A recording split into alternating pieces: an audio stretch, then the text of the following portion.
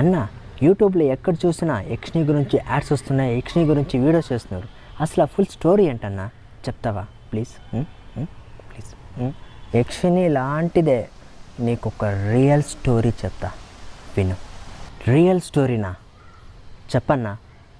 అది 1988వ సంవత్సరం.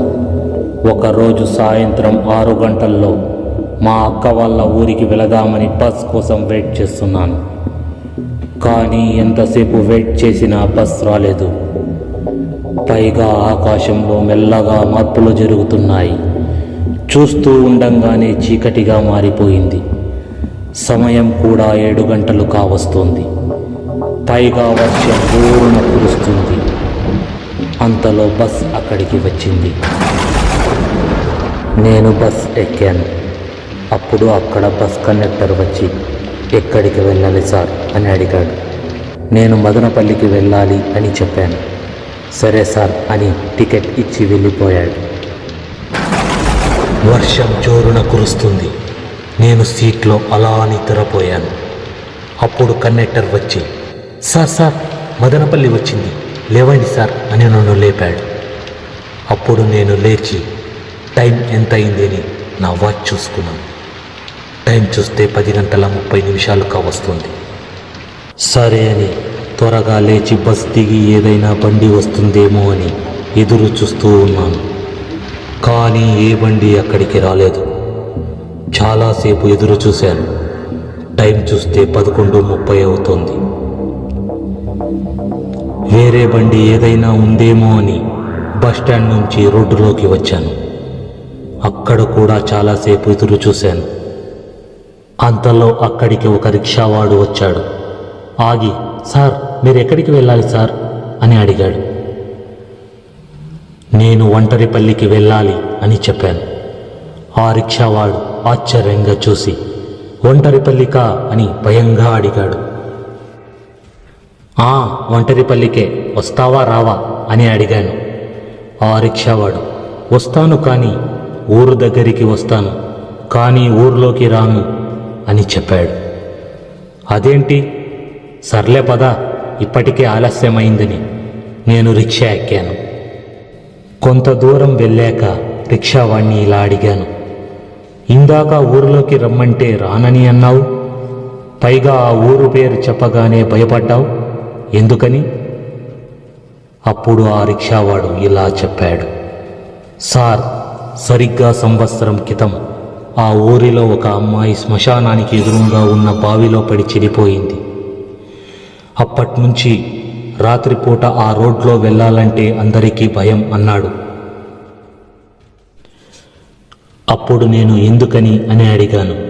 అప్పుడు ఆ రిక్షావాడు, ఊర్లోకి వెళ్తున్నారుగా, పైగా ఈరోజు అమావాస్య, మీకే అర్థమవుతుంది, వెళ్ళండి అని అన్నాడు.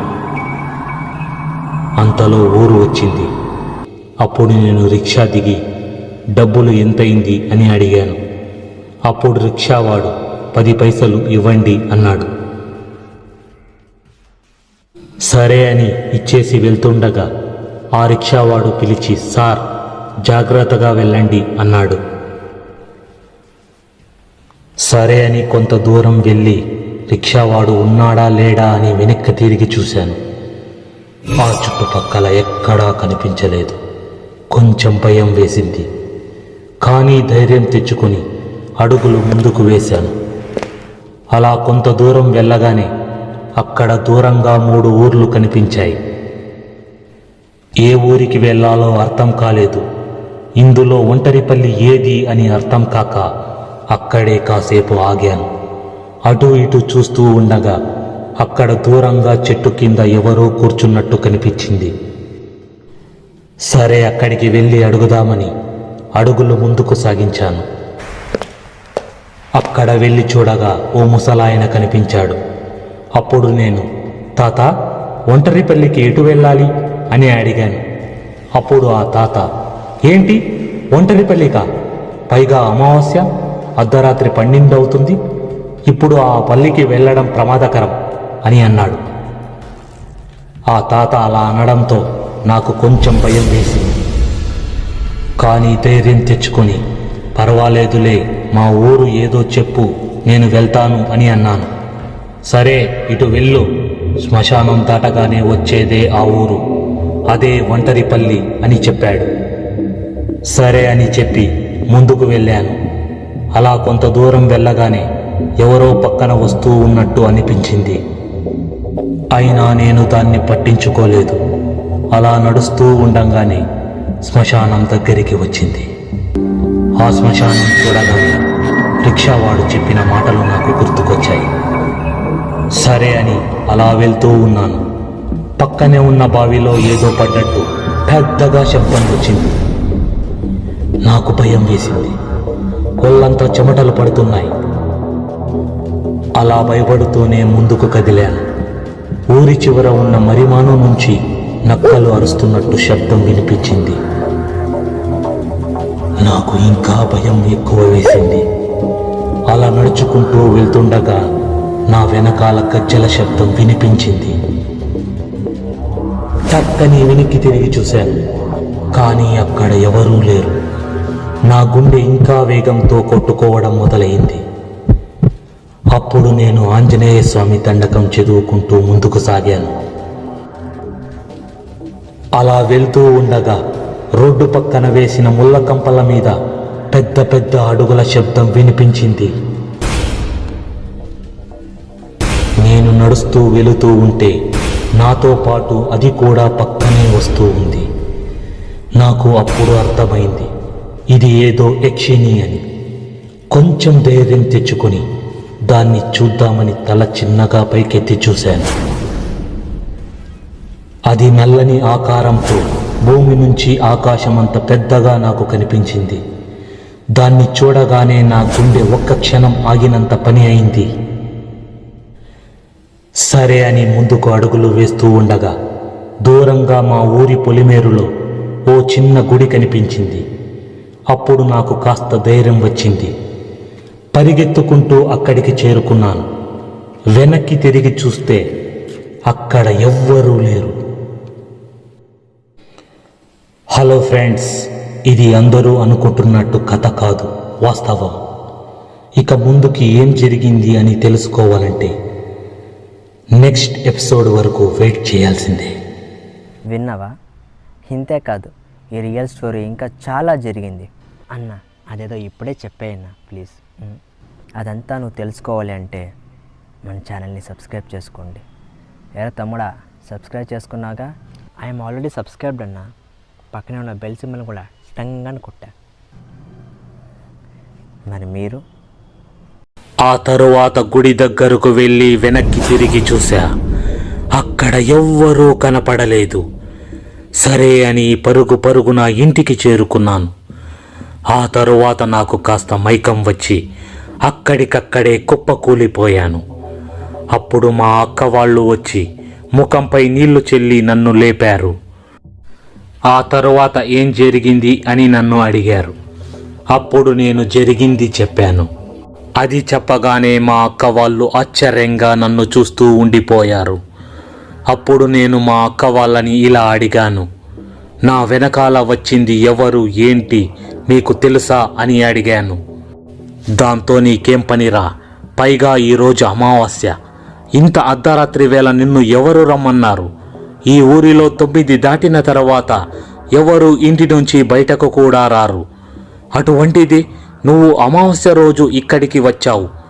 ఇక ఏం జరుగుతుందో ఏమో అని మా అక్క వాళ్ళు నన్ను అరిచారు.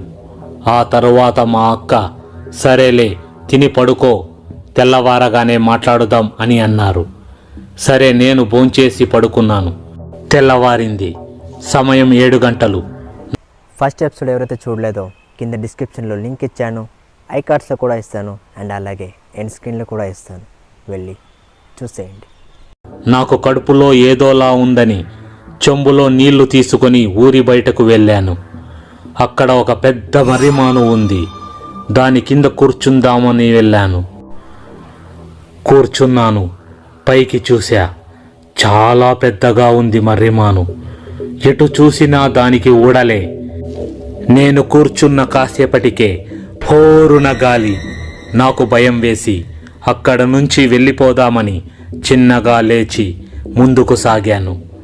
అలా ముందుకు వెళుతూ ఉండగా వెనక నుంచి ఎవరో నా భుజం మీద చేయి వేశారు. నాకు గుండెలు చెల్లుమన్నాయి. మెల్లగా వెనక్కి తిరిగి చూశాను. చూస్తే అందమైన అమ్మాయి. ఆ అమ్మాయి అందానికి ముగ్ధుడనైనాను. అమ్మాయి ఎలా ఉందంటే అజంతా ఎల్లోరా శిల్పంలా ఉంది. తనని వర్ణించాలంటే మాటలు కూడా రావడం లేదు. ఆ అమ్మాయిని అలా చూస్తూ ఉండిపోయాను. అప్పుడు ఆ అమ్మాయి ఇలా అడిగింది, ఏవండి అలా చూస్తున్నారు, మీరెప్పుడూ అమ్మాయిని చూడలేదా అని అడిగింది. అప్పుడు నేను అమ్మాయిలను చూశాను, కానీ నీలాంటి అందగత్తెను మాత్రం నేను ఇంతవరకు చూడలేదు అని అనగానే ఆ అమ్మాయి సిగ్గుతో పరుగు పరుగున అక్కడి నుంచి సిగ్గుపడుతూ వెళ్ళిపోయింది. అప్పుడు నేను ఏమండి ఆగండి అన్నా. పట్టించుకోకుండా వెళ్ళిపోయింది. అప్పుడు నేను తన పేరుని అడగలేకపోయానే అని చాలా బాధేసింది. సరే అని చెప్పి నేను అక్కడి నుంచి ఇంటికి వచ్చేశాను. ఆ తరువాత పడుకొని తన గురించి ఆలోచిస్తూ ఉన్నాను. ఇంతలో ఎవరో తలుపు తట్టినట్టయింది. వెళ్ళి తలుపులు తీశాను. ఆ అమ్మాయి మళ్ళీ నా కళ్ళ ముందు కనిపించింది. చూస్తూ అలాగే ఉండిపోయాను. అప్పుడు మా అక్క ఎవరు వచ్చారు అని అడిగింది. నేను వెనక్కి తిరిగి ఎవరో అమ్మాయి వచ్చింది అని చెప్పి ముందు తిరిగాను. అక్కడ చూస్తే అమ్మాయి లేదు. నాకు ఆశ్చర్యం వేసింది. అక్కడికి మా అక్క వచ్చి ఎవరూ లేదు కదరా అని నన్ను అడిగింది. తనకి నేను ఏమి చెప్పాలో అర్థం కాలేదు. అప్పుడు మా అక్క సరే రండి, 1 గంట అవుతోంది, భోజనం చేద్దాం రండి అని పిలిచింది. సరే అని అందరూ భోజనానికి కూర్చున్నాం. అందరూ భోంచేస్తూ ఉండగా మా అక్క బావని ఇలా అడిగాను, అక్క నాకు రాత్రి కనిపించిన దయ్యం అమ్మాయా అబ్బాయా అని అడిగాను. అప్పుడు మా అక్క ఎందుకలా అడిగావు అని అడిగింది. అప్పుడు నేను రాత్రి నాతో పాటు గజ్జల శబ్దం వచ్చింది. పొద్దున్నే మరిమాను దగ్గర కూడా ఒక అమ్మాయి కనిపించింది. అదే అమ్మాయి మన ఇంటి దగ్గర కూడా కనిపించింది. అప్పుడు నువ్వు అడిగావు ఎవరు వచ్చారు అని. నీకు సమాధానం చెప్పి వెనక్కి తిరిగే లోపల ఆ అమ్మాయి నాకు కనపడలేదు. అందుకే ఇలా అడుగుతున్నాను.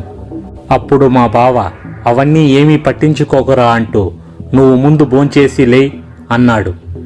సరే అని భోంచేసి పడుకున్నాను.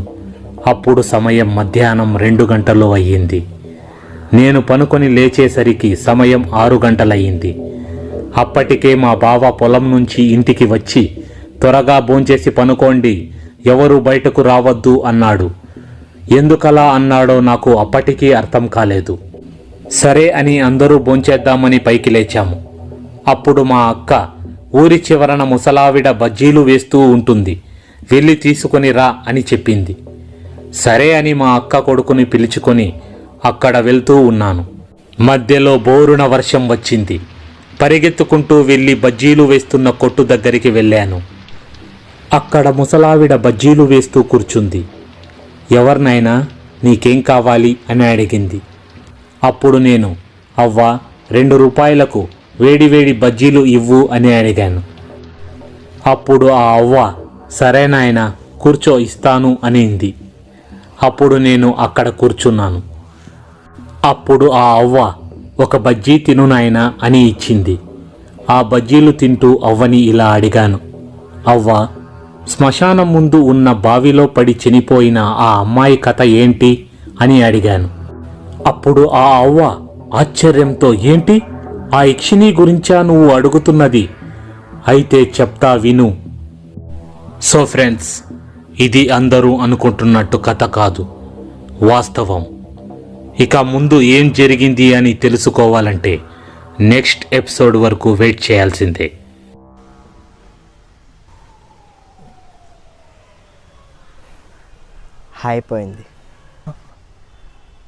అయిపోయిందా?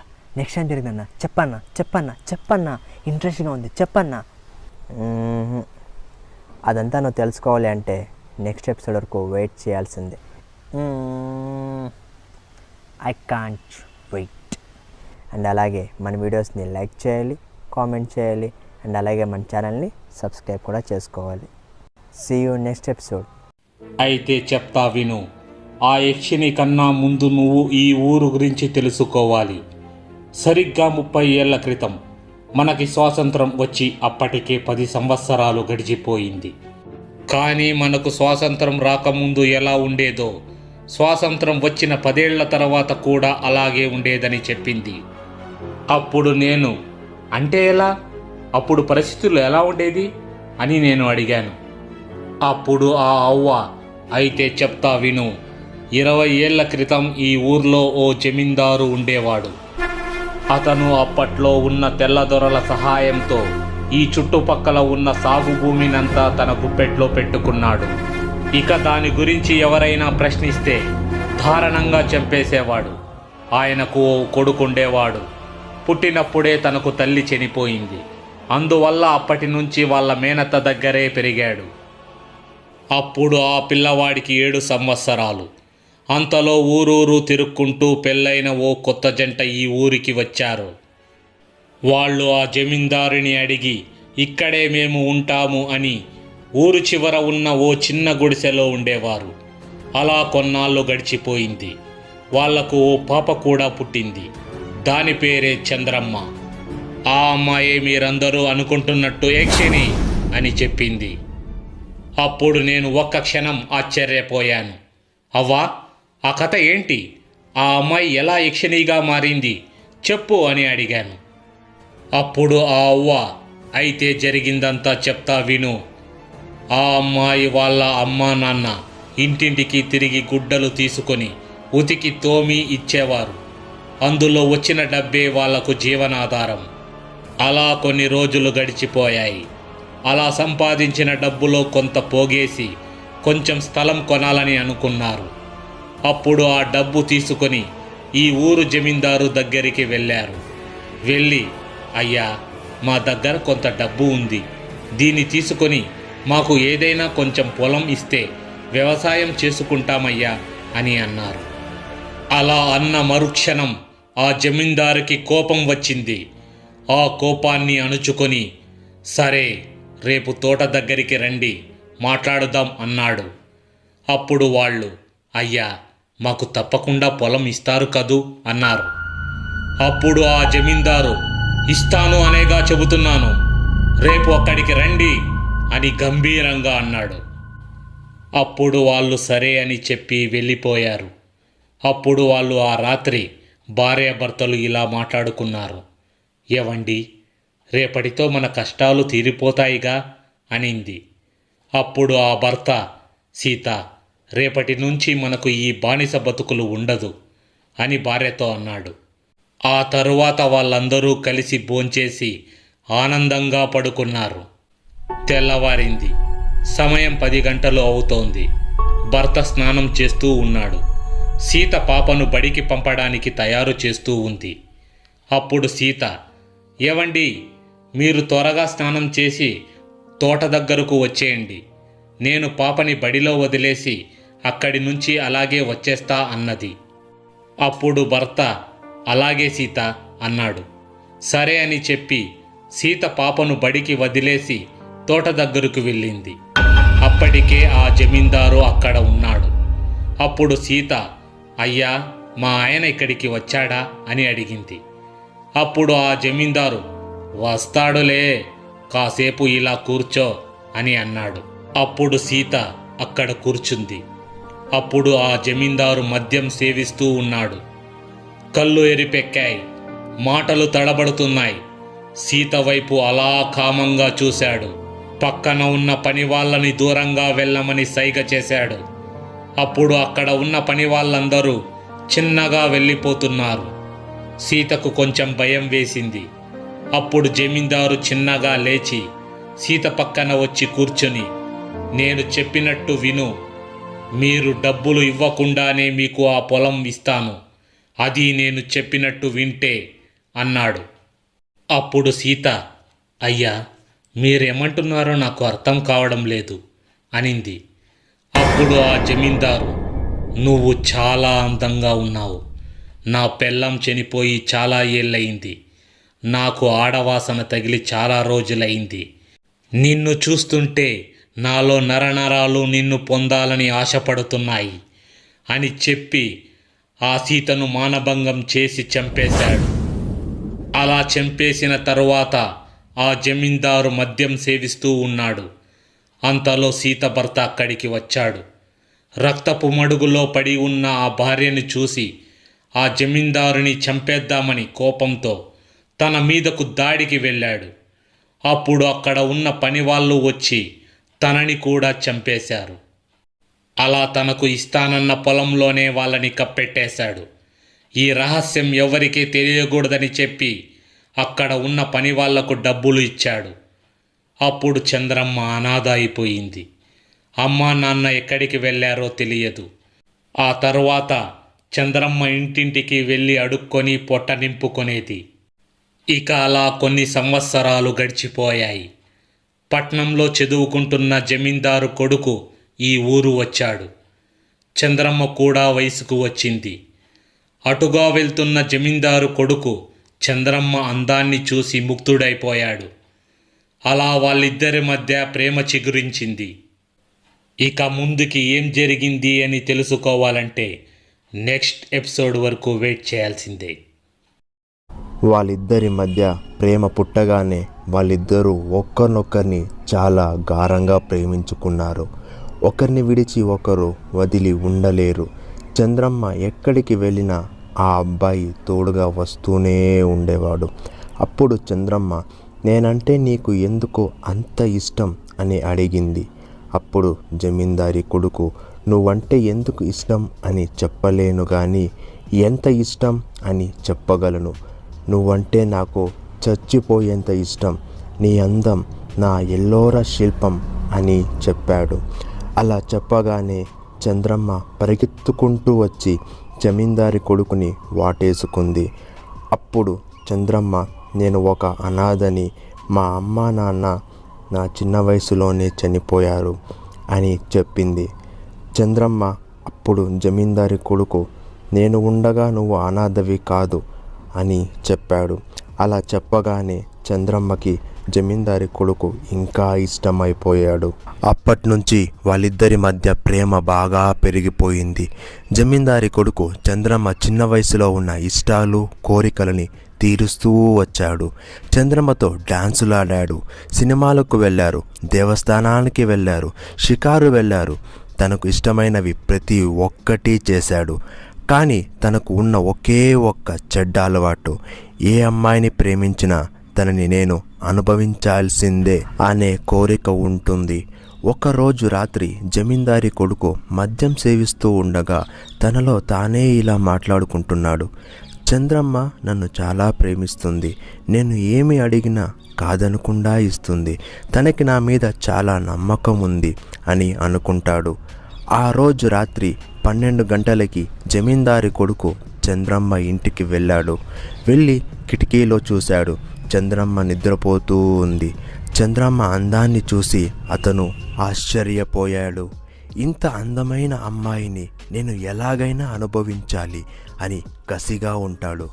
కానీ ఇప్పుడే నేను అడిగితే తను ఒప్పుకోకపోతే చుట్టుపక్కల ఉన్న అందరికీ అనుమానం వస్తుంది అని ఆలోచించాడు. మెల్లగా చంద్రమ్మని లేపి, రేపు ఉదయం 10 గంటలకు మా ఇంటి వెనకాల ఉన్న మామిడి తోటలోకి రా, నీతో మాట్లాడాలి అని చెప్పాడు. అప్పుడు చంద్రమ్మ, ఈ విషయం ఉదయం చెప్పొచ్చు కదా, ఇంత రాత్రివేళ రావాలా అని చెప్పింది. సరే మీరు వెళ్ళండి, నేను ఉదయం వస్తాను అని అతన్ని పంపించేసింది. ఉదయం అయ్యింది. చంద్రమ్మ జమీందారి కొడుకు కోసం చాలా అందంగా తలకి మల్లెపూలు పెట్టుకొని బయలుదేరింది. జమీందారి కొడుకు తోటలో ఎదురు చూస్తూ ఉన్నాడు. అప్పుడు చంద్రమ్మ అక్కడికి వచ్చింది. ఒక్కసారిగా చంద్రమ్మను చూసేసరికి జమీందారి కొడుక్కి కామం నెత్తికెక్కేసింది. అప్పుడు చంద్రమ్మ, ఎలా ఉన్నాను చూడ్డానికి అని అడిగింది. అప్పుడు జమీందారి కొడుకు, నేను ఎంతోమంది అమ్మాయిలని చూశాను కానీ నీలాంటి అందమైన అమ్మాయిని ఎక్కడా చూడలేదు. నిన్ను చూస్తుంటే నా నరాలు చిక్కిపోతున్నాయి. చాలా ముద్దొస్తున్నావు. నిన్ను ఏదేదో చెయ్యాలి అని అనిపిస్తుంది. రా చంద్రమ్మ, ఈ ఉదయాన్ని మనం రాత్రిగా మార్చుకొని మనం మొదటి రాత్రి చేసుకుందాం అని చంద్రమ్మని దగ్గరికి ఈడ్చుకొని తన నడుముని పట్టుకున్నాడు. అప్పుడు చంద్రమ్మ, ఏవండి, ఇవన్నీ మన పెళ్లి తరువాతే, ఇప్పుడు వద్దు అని చెప్పింది. అయినా కూడా జమీందారి కొడుక్కి తను పెట్టుకున్న మల్లెపూలు మరింత మూడు తెప్పిస్తుంది. చంద్రమ్మ వదలండి వదలండి అని ఎంత చెప్పినా తను మాత్రం వదలలేదు. అప్పుడు చంద్రమ్మ జమీందారి కొడుకుని ఒక్క తోపు తోసింది. ఇవన్నీ నాకు ఇష్టం ఉండదు, ఏదైనా పెళ్ళి తరువాతే, ఏదో మాట్లాడాలి అంటే వచ్చాను, మీరు ఇలా చేస్తారు అని తెలిసింటే వచ్చేదాన్నే కాదు అని చెప్పింది. అప్పుడు జమీందారి కొడుకు, ఆగు చంద్రమ్మ, నేను నిన్ను పెళ్లి చేసుకుంటాను, కానీ ఒక్కసారి రొమాన్స్ చేసుకుంటే ఏం కాదులే అని చెప్పాడు. అప్పుడు చంద్రమ్మ, మీరు ఫస్ట్ పెళ్లి చేసుకోండి, ఆ తర్వాత మీరు ఏమి అడిగినా కాదనకుండా ఇస్తాను అని చెప్పి అక్కడి నుంచి వెళ్ళిపోయింది. అప్పుడు జమీందారి కొడుకు తను ఒప్పుకొనేలా లేదు, పెళ్లి చేసుకొని అనుభవించి ఆ తరువాత తనని వదిలేద్దాం అని అనుకుంటాడు. కానీ వీళ్ళిద్దరి ప్రేమ విషయం జమీందారికి తెలిసిపోతుంది. జమీందారికి తెలిసాక ఏం జరుగుతుంది అని తెలుసుకోవాలి అంటే నెక్స్ట్ ఎపిసోడ్ వరకు వెయిట్ చేయాల్సిందే. జమీందారికి వాళ్ళిద్దరి ప్రేమ విషయం తెలిసిన వెంటనే చాలా కోపం వచ్చింది. అప్పుడు జమీందారు ఆ అమ్మాయి ఎవరు, వాళ్ళిద్దరికీ ఎలా పరిచయం, ఎలా ప్రేమించుకున్నారు నాకు తెలియాలి అని అతని దగ్గర పనిచేసే పని వాళ్ళను అడిగాడు. అప్పుడు ఒక వ్యక్తి, అయ్యా, ఆ అమ్మాయి ఎవరు అంటే 15 సంవత్సరాల క్రితం మీరు సీత అనే ఒక అమ్మాయి మీద మోజుపడి తను ఒప్పుకోకపోతే తనని తన భర్తని చంపేశారే, గుర్తుందా? అప్పుడు జమీందారు, గుర్తొచ్చింది. అప్పుడు ఆ వ్యక్తి, చనిపోయిన ఆ అమ్మాయి కూతురే ఇప్పుడు మీ కొడుకు ప్రేమిస్తున్న అమ్మాయి అని చెప్పాడు. ఈ విషయం తెలియగానే జమీందారికి కాస్త భయం వేసింది. వాళ్ళిద్దరినీ చంపింది నేనేనా అని ఆ అమ్మాయికి తెలుసా అని పనివాడిని అడిగాడు. అప్పుడు ఆ వ్యక్తి, లేదయ్యా, మీరే చంపారు అని తనకి తెలీదు అని చెప్పాడు. అప్పుడు జమీందారు, సరే ఇక మీరు వెళ్ళండి అని పనివాళ్ళని పంపించేశాడు.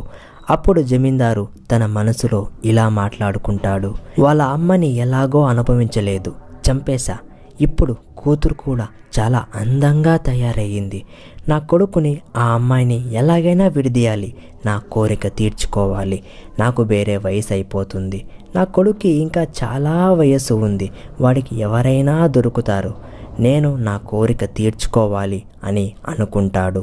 అప్పుడు జమీందారి కొడుకు ఇంటికి వస్తాడు. అప్పుడు జమీందారు, ఒరేయ్, నువ్వు చంద్రమ్మ అనే అమ్మాయిని ప్రేమిస్తున్నావా అని అడిగారు. అప్పుడు కొడుకు, అవును నాన్న, ప్రేమిస్తున్నాను, కానీ ఈ విషయం నీకెలా తెలిసింది అని అడిగాడు. అప్పుడు తండ్రి, నాకు ఎలాగో తెలిసింది, నువ్వు ఆ అమ్మాయిని మర్చిపో, ఆ అమ్మాయి సరిలేదు, మంచిది కాదు అని చెప్పారు. అప్పుడు కొడుకు, లేదు నాన్న, తను చాలా మంచి అమ్మాయి, నన్ను చాలా ప్రేమిస్తుంది, మీకు ఎవరో అబద్ధం చెప్పారు అని చెప్పి కొడుకు వెళ్ళిపోతాడు. అప్పుడు తండ్రి, నేను ఎంత చెప్తున్నా వీడు నమ్మట్లేదు, వీడి కళ్ళ ముందే ఆ అమ్మాయి మంచిది కాదు అని నిరూపించాలి, అప్పుడు నమ్ముతాడు, కానీ ఎలా నిరూపించాలి అని ఆలోచిస్తూ ఉంటాడు. ఉదయం అయ్యింది. జమీందారి కొడుకు చంద్రమ్మని కలవడానికి బయలుదేరాడు. చంద్రమ్మ ఇంటి ముందు ముగ్గు వేస్తూ ఉంది. అప్పుడు జమీందారి కొడుకు అక్కడికి వచ్చి, చంద్రమ్మ, నీతో ఓ విషయం మాట్లాడాలి అంటాడు. అప్పుడు చంద్రమ్మ, సరే లోపలికి రండి అని చెప్తుంది. లోపలికి వెళ్ళాక జమీందారి కొడుకు, చంద్రమ్మ, మన ప్రేమ విషయం మా నాన్నకి తెలిసిపోయింది, నిన్ను ప్రేమించొద్దు, నువ్వు మంచిదానివి కాదు అని అంటున్నాడు, ఏం చెయ్యాలో అర్థం కావట్లేదు చంద్రమ్మ. మీరు ఏమీ బాధపడకండి, ఎప్పటికైనా తెలియాల్సిందే కదా, ఇప్పుడు తెలిస్తే ఏమైంది, మన ఇద్దరం వెళ్ళి పెళ్లి చేసుకుంటాం అని అడుగుదాం అని చెప్పింది చంద్రమ్మ. అయినా కూడా జమీందారి కొడుకు బాధపడుతూనే ఉన్నాడు. అప్పుడు చంద్రమ్మ జమీందారి కొడుకుని దగ్గరికి తీసుకొని తన కాలు మీద పనబెట్టుకొని ఓదారుస్తుంది. అప్పుడు జమీందారికి కోరిక పుడుతుంది. కానీ ఇప్పుడు అడిగితే తను కోపం చేసుకొని బయటికి పంపించేస్తుంది. వద్దులే, ఇలాగే కాసేపు పడుకుందాం అని పడుకుంటాడు. తోటలో జమీందారు ఇంకా ఆలోచిస్తూ ఉంటాడు. అప్పుడు జమీందారు తన పని వాళ్ళని ఇలా అడిగాడు. ఒక అబ్బాయి ఒక అమ్మాయిని అసహ్యించుకోవాలి అంటే ఆ అమ్మాయి గురించి ఎలా చెడ్డగా చెప్పాలి చెప్పండి అని అడిగారు. అప్పుడు పనివాళ్ళు ఒక్కరు ఆ అమ్మాయి ఎక్కువ కాలం బతకదు అని చెప్పారు. ఇంకొకరు ఆ అమ్మాయి ఒక పిచ్చిది అని చెప్పారు. ఇంకొకరు ఆ అమ్మాయి వ్యభిచారి అని చెప్పారు. అది విన్నగానే జమీందారికి ఇది బాగుంది. ఒక అమ్మాయి వ్యభిచారి అని తెలియగానే ప్రేమించేవాడు తట్టుకోలేడు. అప్పుడు జమీందారు తన పని వాళ్ళని, మీరందరూ ఆ అమ్మాయి ఇంటికి వెళ్ళండి, మంచినీళ్ళు తాగండి, అప్పుడు నా కొడుకుని ఆ అమ్మాయి ఇంటి దగ్గరికి తీసుకొస్తాను. మీరు ఇంటి బయట నించొని చొక్కాకి గుండీలు అన్నీ విప్పేసి తనకి డబ్బులు ఇవ్వండి. అది చూసి నా కొడుకు తను వ్యభిచారి అని నేను నమ్మిస్తాను. ఎలా ఉంది? భలా అని పనివాళ్ళు అందరూ అంటారు. జమీందారి కొడుకు లేచి, సరే చంద్రమ్మ, నేను ఇక వెళ్తాను అని చెప్తాడు. అప్పుడు చంద్రమ్మ సరే అండి, జాగ్రత్త అని చెబుతుంది. అప్పుడు చంద్రమ్మ జుట్టు కాస్త చెదిరిపోయింటుంది. జమీందారి కొడుకు చంద్రమ్మ ఇంటి నుంచి వెళ్ళిపోతాడు. తరువాత తన ఇంటికి జమీందారి కొడుకు వస్తాడు. అప్పుడు తండ్రి తన కొడుకుని, నేను ఆ అమ్మాయి మంచిది కాదు అని చెప్తే వినలేదు కదా అని చెప్పాడు. అప్పుడు కొడుకు, అవును నేను నమ్మను నాన్న అని చెప్పాడు. అప్పుడు తండ్రి, సరే నేను చెప్తే నమ్మలేదు, నీ కల్లారా నువ్వే చూస్తే నువ్వు నమ్ముతావా అని తండ్రి అడిగాడు. అసలు తండ్రి ఏం చూపిస్తాడు అనేది తెలుసుకోవాలి అంటే నెక్స్ట్ ఎపిసోడ్ వరకు వెయిట్ చేయాల్సిందే. జమీందారి కొడుకు, నేను నమ్మను నాన్న, మీరు నిరూపించండి తను మంచిది కాదు అని, అప్పుడు నమ్ముతాను అని చెప్పాడు. అప్పుడు తండ్రి, సరే రేపు ఉదయం 10 గంటలకి ఆ అమ్మాయి ఇంటి దగ్గరికి వెళ్దాం, అప్పుడు నీకే అర్థమవుతుంది. అప్పుడు కొడుకు, సరే నాన్న అని చెప్పి వెళ్ళిపోతాడు. సమయం రాత్రి 10 గంటలు అయ్యింది.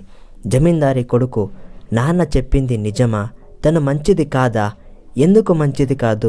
నాతో బాగానే ఉంది కదా అని మనసులో మాట్లాడుకుంటాడు.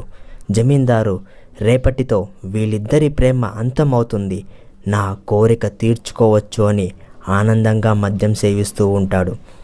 ఉదయం అయ్యింది. సమయం 8 గంటలు. జమీందారు పనివాళ్ళని, మీరందరూ వెళ్ళండి, వెళ్ళి నేను చెప్పిన పని చెయ్యండి అని పనివాళ్ళను పంపించేశాడు. అప్పుడు పనివాళ్ళు చంద్రమ్మ ఇంటికి వెళ్ళారు. తలుపులు తట్టారు. అప్పుడు చంద్రమ్మ తలుపులు తీసి, ఎవరు కావాలి అండి అని అడిగింది. అప్పుడు పనివాళ్ళు, చాలా దాహంగా ఉంది, తాగడానికి కాస్త మంచినీళ్ళు ఇవ్వమ్మా అని అడిగారు. అప్పుడు చంద్రమ్మ, లోపలికి రండి ఇస్తాను అని చెప్పింది. పనివాళ్ళు లోపలికి వెళ్ళారు. చంద్రమ్మ తాగడానికి నీళ్లు ఇచ్చింది. అప్పుడు ఇంటి దగ్గరికి జమీందారు అలాగే కొడుకు ఇద్దరూ వచ్చారు. లోపల చంద్రమ్మ ఆ పనివాళ్ళని ఇలా అడిగింది, మీది ఏ ఊరు, ఏం చేస్తూ ఉంటారు అని అడిగింది. అప్పుడు పనివాళ్ళు, మాది పక్క ఊరు నువ్వు నాకినపల్లి అని చెప్పారు. మేమందరం జమీందారి దగ్గర పనివాళ్ళము అని చెప్పారు. అప్పుడు చంద్రమ్మ, సరే నీళ్ళు ఇంకా కావాలా అని అడిగింది. అప్పుడు పనివాళ్ళు, చాలు అని చెప్పారు. అప్పుడు పనివాళ్ళు ఇంటి బయటికి వస్తూ ఉండగా చాలా వేడిగా ఉంది అని చొక్కా గుండీలు విప్పారు. చంద్రమ్మ బయటికి రాగానే పనివాళ్ళు, ఇదిగో అమ్మాయిని డబ్బులు ఇక్కడ పడేసుకున్నావు అని చెప్పి చంద్రమ్మకి డబ్బులు ఇచ్చారు. అప్పుడు చంద్రమ్మ ఆ డబ్బులు తీసుకొని తన నడుము బుట్టలో దాచుకుంది. అది చూసిన జమీందారి కొడుకు అక్కడికక్కడే కుప్పకూలిపోయాడు. అప్పుడు తండ్రి, చూడు, నేను చెప్తే నమ్మలేదు కదా, తను మంచి అమ్మాయి కాదు అని, ఇప్పుడు నీ కళ్ళారా చూసావుగా తను ఒక వ్యభిచారి అని, ఇప్పటి నుంచి తనని మర్చిపో అని చెప్పి జమీందారు వెళ్ళిపోయారు. ఆ తరువాత చంద్రమ్మ బయట సర్దుకొని లోపలికి వెళ్ళింది. అప్పుడు జమీందారి కొడుకు ఏడుచుకొని పరిగెత్తుకుంటూ ఇంటికి వెళ్ళాడు. ఇంటికి వెళ్ళాక ఇంట్లో ఉన్న వస్తువులన్నీ పగలకొట్టాడు. తరువాత గదిలోకి వెళ్ళి గట్టిగా అరిచాడు, బాధపడ్డాడు. అప్పుడు పక్కనే ఉన్న మందు బాటల్ని తీసుకొని మొత్తం తాగేశాడు. తాగేసి అతను మనసులో ఇలా మాట్లాడుకుంటాడు, చంద్రమ్మ వ్యభిచారి అని ఇప్పుడు తెలిసింది, కానీ తను నా కోరిక ఎందుకు తీర్చలేదు? నాతో ప్రేమ ప్రేమ అని ఎందుకు చెప్పింది? నన్ను మోసం చేస్తుందా, లేక నేను డబ్బులు ఇవ్వలేదు అని నా కోరిక తీర్చడానికి ఒప్పుకోలేదా? ఎందుకు అని కోపంగా మాట్లాడుకుంటాడు. తరువాత తను ప్రేమిస్తుంది అని ఇన్ని రోజులు ఆగాను, తను వ్యభిచారి అని తెలిసాక ప్రేమ వద్దు, దోమ వద్దు, వెళ్ళి తనకి ఇవ్వాల్సినంత డబ్బులు ఇచ్చి నా కోరిక తీర్చుకుంటా. ఈరోజు అసలు వదిలే ప్రశస్తే లేదు. వెంటనే చంద్రమ్మ ఇంటికి వచ్చాడు. తలుపులు దబ దబ దబ దబ వాదాడు. చంద్రమ్మ ఎవరు ఇంత గట్టిగా తలుపులు కొడుతున్నారు అని తలుపులు తీసి చూసింది. చూస్తే జమీందారి కొడుకు చాలా కోపంగా కసిగా చూస్తూ ఉంటాడు. తన దగ్గర చంద్రమ్మకి మందు వాసన వస్తుంది. అప్పుడు చంద్రమ్మ, ఏంటండి ఇంత మందు వాసన వస్తుంది, లోపలికి రండి అని పిలుస్తుంది. అప్పుడు జమీందారి కొడుకు లోపలికి వచ్చి తలుపులు వేస్తాడు. అప్పుడు చంద్రమ్మ, ఏంటండి ఇంత చెమటలు పట్టాయి మీకి, ఎందుకు అంత కోపంగా చూస్తున్నారు అని చెప్పింది. అప్పుడు జమీందారి కొడుకు, నువ్వు నాకు ఎందుకు మోసం చేస్తున్నావు చంద్రమ్మ అని అడిగాడు. అప్పుడు చంద్రమ్మ, ఏంటండి నేను మిమ్మల్ని మోసం చేయడం ఏంటి అని చెప్పింది. అబద్ధం చెప్పకు చంద్రమ్మ, నేను రొమాన్స్ చేసుకుందామంటే ఎందుకు వద్దు అన్నావు? అప్పుడు చంద్రమ్మ, నాకు ఇష్టం లేదు, పెళ్ళైన తర్వాత అయితే సరే అంటాను అని చెప్పింది చంద్రమ్మ. అప్పుడు జమీందారి కొడుకు, నాటకాలు ఆడొద్దు, నువ్వు వ్యభిచారివి అని నాకు తెలుసు. అప్పుడు చంద్రమ్మ, ఏంటండి నేను వ్యభిచారినా? ఏంటండి ఇలా మాట్లాడుతున్నారు, ఎవరు చెప్పారు మీకు అని చంద్రమ్మ అడిగింది. అప్పుడు జమీందారి కొడుకు, ఎవ్వరూ చెప్పాల్సిన అవసరం లేదు, నేనే నా కళ్ళారా చూశాను. ఉదయం 3 వ్యక్తులు చొక్కా విప్పి ఉండడం, వాళ్ళు నీకు డబ్బులు ఇవ్వడం, నువ్వు తీసుకోవడం, బయట సర్దుకోవడం అన్నీ చూసా. అప్పుడు చంద్రమ్మ, అయ్యో ఏవండి మీరు తప్పుగా అర్థం చేసుకున్నారు, వాళ్ళు వేడి అంటే చొక్కా విప్పారు, నా డబ్బులు పడిపోయాయి అంటే తీసి ఇచ్చారు, మీరు తప్పుగా అర్థం చేసుకున్నారు అని చెప్పింది. అప్పుడు జమీందారి కొడుకు, చాలు ఆపు, కథలు బాగానే చెబుతున్నావు, అయినా ఓ వ్యభిచారిని ప్రేమించానంటే నా మీద నాకే అసహ్యం వేస్తుంది. తీసుకో, నీకు ఎంత డబ్బులు కావాలో అంతా తీసుకో, ఈరోజు నా కోరిక తీర్చుకోవాల్సిందే అని చంద్రమ్మ మీద పడ్డాడు. అప్పుడు చంద్రమ్మ, ఏవండి వద్దండి వదలండి అని అరిచింది. అప్పుడు జమీందారి కొడుకు, హే మాట్లాడకు అని నోటిలో బట్ట పెట్టాడు. ఆ తరువాత జమీందారి కొడుకు తన కోరిక తీర్చుకొని బయటికి వస్తాడు. అప్పుడు చంద్రమ్మ, ఏవండి ఆగండి, నేను వ్యభిచారిని కాదు అని చెప్పింది. అప్పుడు జమీందారి కొడుకు, హే నేను నిన్ను మొదటిసారి చూసినప్పుడే అనుభవించాలి అని అనిపించింది, కానీ నువ్వు ప్రేమ అని అన్నావు, అయినా కూడా కొన్ని రోజులు ఆగాను, ఇప్పుడు నా కోరిక తీరింది, ఇక నువ్వు ఎలాగైనా చావు, నీకు నాకు ఏ సంబంధం లేదు అని చెప్పి జమీందారి కొడుకు అక్కడి నుంచి వెళ్ళిపోయాడు. చంద్రమ్మ ఏడుస్తూ కుమిలిపోయింది. జమీందారి కొడుకు అక్కడి నుంచి వెళ్ళిపోయాక ఏం జరిగింది అనేది తెలుసుకోవాలి అంటే నెక్స్ట్ ఎపిసోడ్ వరకు వెయిట్ చేయాల్సిందే. చంద్రమ్మ ఏడుస్తూ కుమిలిపోయింది. అప్పుడు చంద్రమ్మ తన మనసులో ఇలా మాట్లాడుకుంటుంది, ఆయన ఎందుకు ఇలా చేశారు అంటే ఆయన నా మనసును చూసి ఇష్టపడలేదు, నా ఒళ్ళు చూసి ఇష్టపడ్డారు. ఇంత జరిగాక నేను ఇంక బ్రతకలేను, నేను చనిపోవాలి, నేను మోసపోయాను అని మాట్లాడుకొని తను చనిపోవడానికి ఊరిలో ఉన్న బావి దగ్గరికి వెళ్తూ ఉండగా దారిలో జమీందారు ఎదురుపడ్డారు. అప్పుడు జమీందారు, ఏమైందమ్మా, ఎందుకు ఏడుస్తున్నావు అని అడిగారు. అప్పుడు చంద్రమ్మ, నేను ప్రేమించి మోసపోయాను, నాకు బ్రతకాలి అనే ఆశ లేదు, నేను చనిపోవాలి అని చెప్పింది చంద్రమ్మ. అప్పుడు జమీందారు, అయ్యో ఇంత దానికే చనిపోవాలి అంటే ఎలా అమ్మాయి, సరేరా ఇలా కూర్చో అని పక్కనే ఉన్న జమీందారు గారి తోటలోకి తీసుకెళ్లారు. తాగడానికి నీళ్లు ఇచ్చారు. తరువాత జమీందారు చంద్రమ్మని ఓదారుస్తూ ఉన్నారు. అప్పుడు జమీందారు, అయ్యేదేదో అయిపోయింది, వదిలే చంద్రమ్మ అని చెప్పారు. అప్పుడు చంద్రమ్మ, ఎలా అండి, చాలా ప్రేమగా ప్రేమించాను. ఆయనని పెళ్లి చేసుకొని ఒక జీవితం ప్రారంభిద్దామని అనుకున్నాను. కానీ ఆయన తన కోరిక కోసం మాత్రమే ప్రేమించాను అని చెప్పి ఆయన కోరిక తీర్చుకొని వెళ్ళిపోయారు అని ఏడుస్తూ చెప్పింది. అప్పుడు జమీందారు చంద్రమ్మకి దగ్గరగా కూర్చున్నారు. కూర్చొని, చంద్రమ్మ, నీకు అలా జరిగింది కదా, నీకు ఏమనిపిస్తుంది అని జమీందారు అడిగారు. అప్పుడు చంద్రమ్మ, నాకు ఇష్టమే, కానీ అది పెళ్ళైన తర్వాత అయితే ఇష్టం అని చంద్రమ్మ చెప్పింది. అప్పుడు జమీందారు, చూడు చంద్రమ్మ, ఒక్కసారి జరిగింది కదా, దాన్ని అలాగే అలవాటు చేసుకో, నీకు మంచి జీవితం ఉంటుంది, చాలా డబ్బు సంపాదించవచ్చు అని జమీందారు చెప్పారు. అప్పుడు చంద్రమ్మ, ఛీ, ఏంటి మీరు కూడా ఇలా చెప్తున్నారు, అంటే నన్ను వ్యభిచారిణి అవ్వు అని అంటున్నారా అని చంద్రమ్మ చెప్పింది. అప్పుడు జమీందారు, అవును చంద్రమ్మ, నువ్వు చాలా అందంగా ఉన్నావు. నీ అంత అందమైన అమ్మాయి ఈ చుట్టుపక్క ఊరిలో ఎక్కడా లేదు. నీ అందాన్ని చూస్తే ఎవరికైనా కోరిక తీర్చుకోవాలి అని అనిపిస్తుంది. నీకు కావాల్సిన ఏర్పాటు మొత్తం చేస్తాను, నా మాట విను చంద్రమ్మ అని జమీందారు చెప్పారు. అప్పుడు చంద్రమ్మ, ఛీ, ఇలా మాట్లాడడానికి మీకు మనసు ఎలా వచ్చింది అని చంద్రమ్మ చెప్పింది. అప్పుడు జమీందారు, నిన్ను చూస్తుంటే నాకు కూడా కోరిక పుడుతుంది, కాదనకు చంద్రమ్మ, నా మాట విను అని జమీందారు చెప్పారు. అప్పుడు చంద్రమ్మ, ఛీ, చాలా అసహ్యంగా మాట్లాడుతున్నారు అని చెప్పింది. అప్పుడు జమీందారు, నువ్వు నా మాట వినకపోతే నీకు జరిగిన అన్యాయం ఊరందరికీ తెలిసేలా చేస్తా, నిన్ను వ్యభిచారిణి అని ముద్ర వేపిస్తా అని జమీందారు చెప్పారు. అప్పుడు చంద్రమ్మ, మీరు ఎలాగైనా చేసుకోండి, నేను మాత్రం దీనికి ఒప్పుకోను అని చంద్రమ్మ చెప్పింది. అప్పుడు జమీందారు, చూడు చంద్రమ్మ, నీకు ఒక చిన్న కథ చెప్తా విను. 20 ఏళ్ల క్రితం ఒక భార్యాభర్తలు పొలం కావాలి అని నా దగ్గరికి వచ్చారు. అప్పుడు వాడి భార్యని చూస్తున్నప్పుడు నాకు కోరిక పుట్టింది. సరే, పొలం ఇస్తాను, రేపు ఉదయం రండి అని చెప్పాను. ఉదయం వాడి భార్య ముందుగా వచ్చింది. వచ్చి, అయ్యా, నా భర్త కాస్త ఆలస్యంగా వస్తాడు, ఈలోగా పొలం కాగితాలు ఇవ్వండి అని చెప్పింది.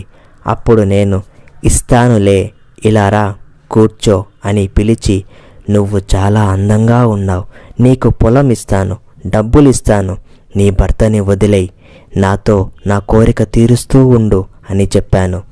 అప్పుడు ఆమె కూడా నీలాగే మాట్లాడింది. తను కూడా ఒప్పుకోలేదు. అప్పుడు నేను బలవంతంగా నా కోరికని తీర్చుకొని ఆమెని చంపేశాను. అంతలో ఆమె భర్త అక్కడికి వచ్చాడు. అప్పుడు అతన్ని కూడా చంపేశాను.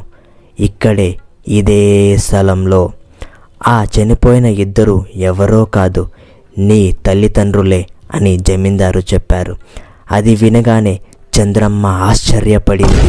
అప్పుడు జమీందారు, తరువాత నువ్వు ఆమె కూతురు అని తెలిసింది, ఆమె కన్నా చాలా అందంగా ఉన్నావు, నిన్ను కూడా అనుభవించాలి అని అనిపించింది అని చెప్పారు. అప్పుడు చంద్రమ్మకి కోపం వచ్చింది. జమీందారి పైన యుద్ధానికి వెళ్ళింది.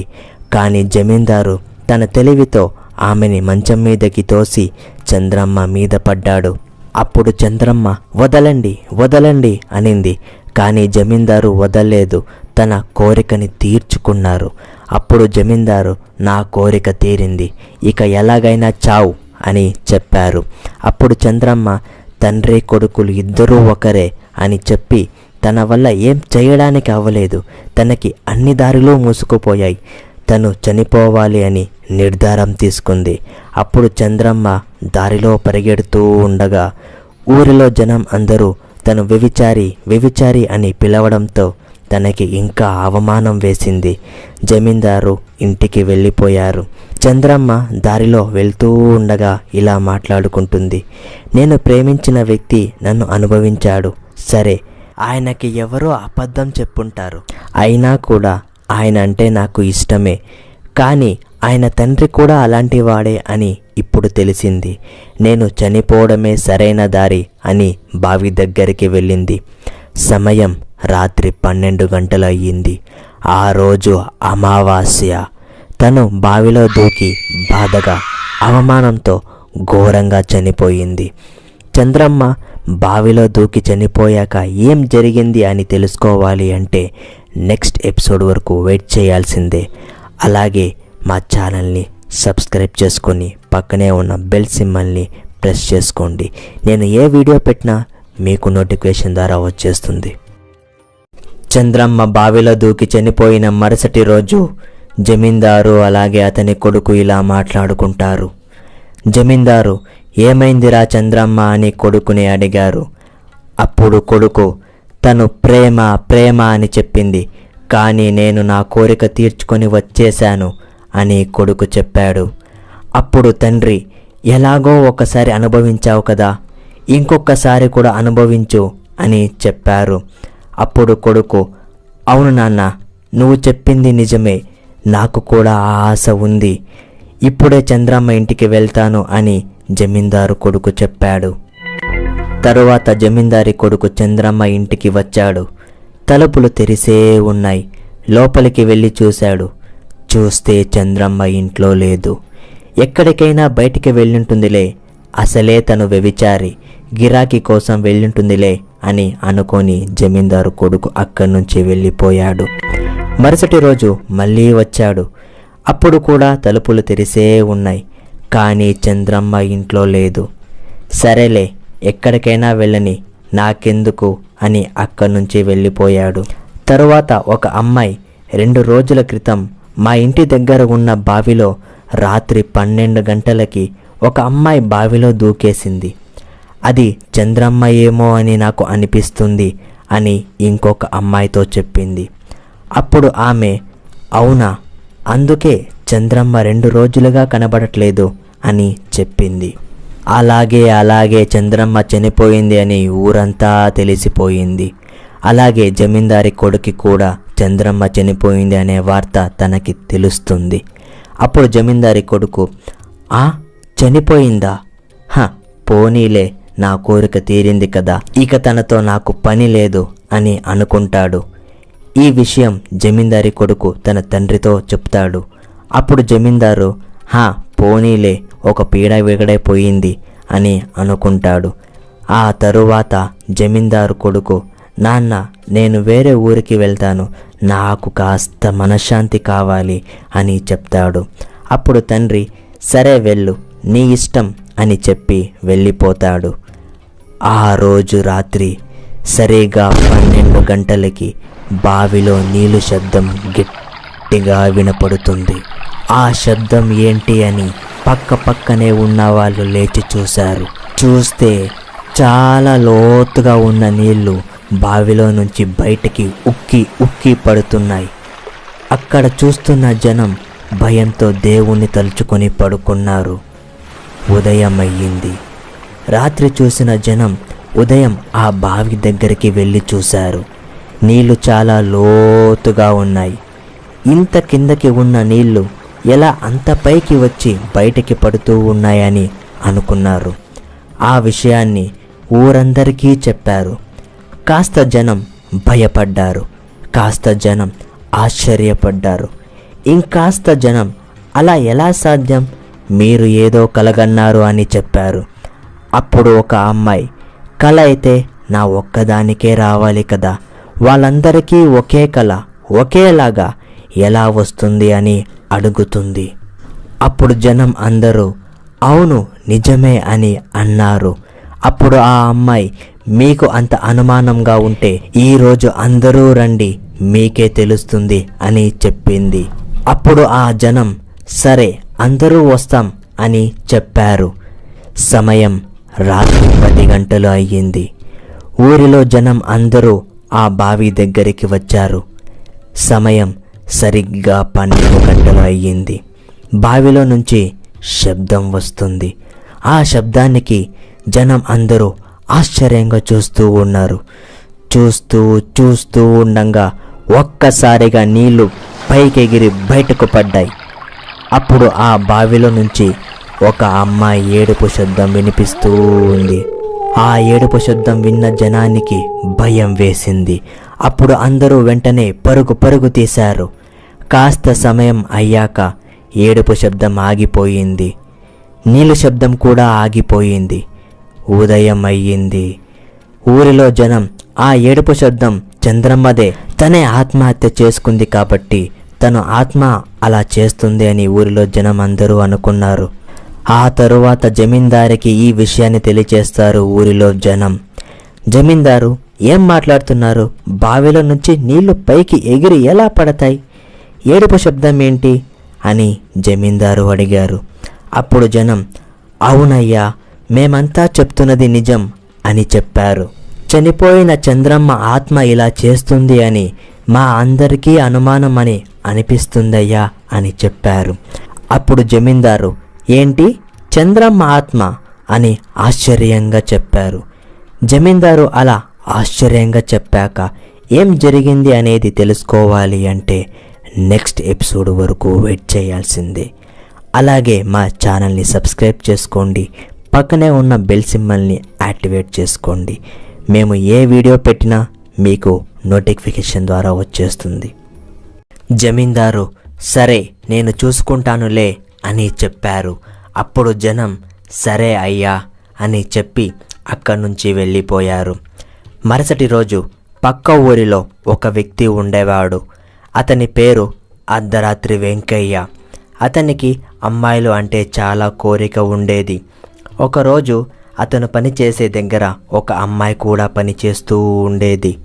అప్పుడు అర్ధరాత్రి వెంకయ్య ఆ అమ్మాయికి సైగలు చేస్తూ ఉండేవాడు. అతను సైగలు చేస్తున్న విషయం ఆ అమ్మాయికి తెలిసింది. ఆ అమ్మాయి పేరు సరోజమ్మ. ఆ అమ్మాయికి తను సైగలు చేస్తున్న విషయం తెలిసినా కానీ పెద్దగా గమనిస్తూ ఉండేది కాదు. అలా కొన్ని రోజులు గడిచిపోయాయి. అర్ధరాత్రి వెంకయ్య అలాగే సైగలు చేస్తూ ఉండేవాడు. 2-3 రోజులు అయ్యాక ఆ అమ్మాయి కూడా సైగలు చేయడం మొదలుపెట్టింది. అలా 1 వారం రోజులు సైగలు చేసుకుంటూ ఉన్నారు. అప్పుడు అర్ధరాత్రి వెంకయ్య తను నా దారిలోకి వచ్చింది అని అనుకుంటాడు. అప్పుడు అర్ధరాత్రి వెంకయ్య సరోజమ్మ దగ్గరికి వచ్చాడు.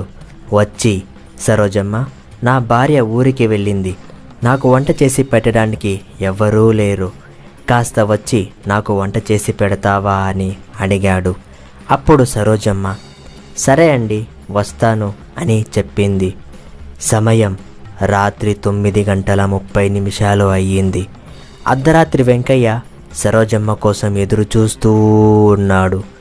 వాతావరణం చాలా చల్లగా ఉంది. అప్పుడు సమయం రాత్రి 10 గంటలు అయ్యింది. సరోజమ్మ వెంకయ్య ఇంటికి వచ్చింది. అప్పుడు వెంకయ్య, ఏంటి ఇంత ఆలస్యంగా వచ్చావు? నాకు చాలా ఆకలిగా ఉంది అని చెప్పాడు. అప్పుడు సరోజమ్మ, ఇంట్లో పనులన్నీ ముగించేసి వచ్చేసరికి ఆలస్యమైంది అని చెప్పింది. అప్పుడు వెంకయ్య, సరే వెంటనే వంట చెయ్యి, ఆకలిగా ఉంది అని చెప్పాడు. అప్పుడు సరోజమ్మ, సరే అండి, 5 నిమిషాల్లో చేసేస్తా అని చెప్పింది. సరోజమ్మ వంట చేసి వెంకయ్యకి పెట్టింది. వెంకయ్య అన్నం తింటూ, నీ చేతి వంట చాలా రుచిగా ఉంది అని చెప్పాడు.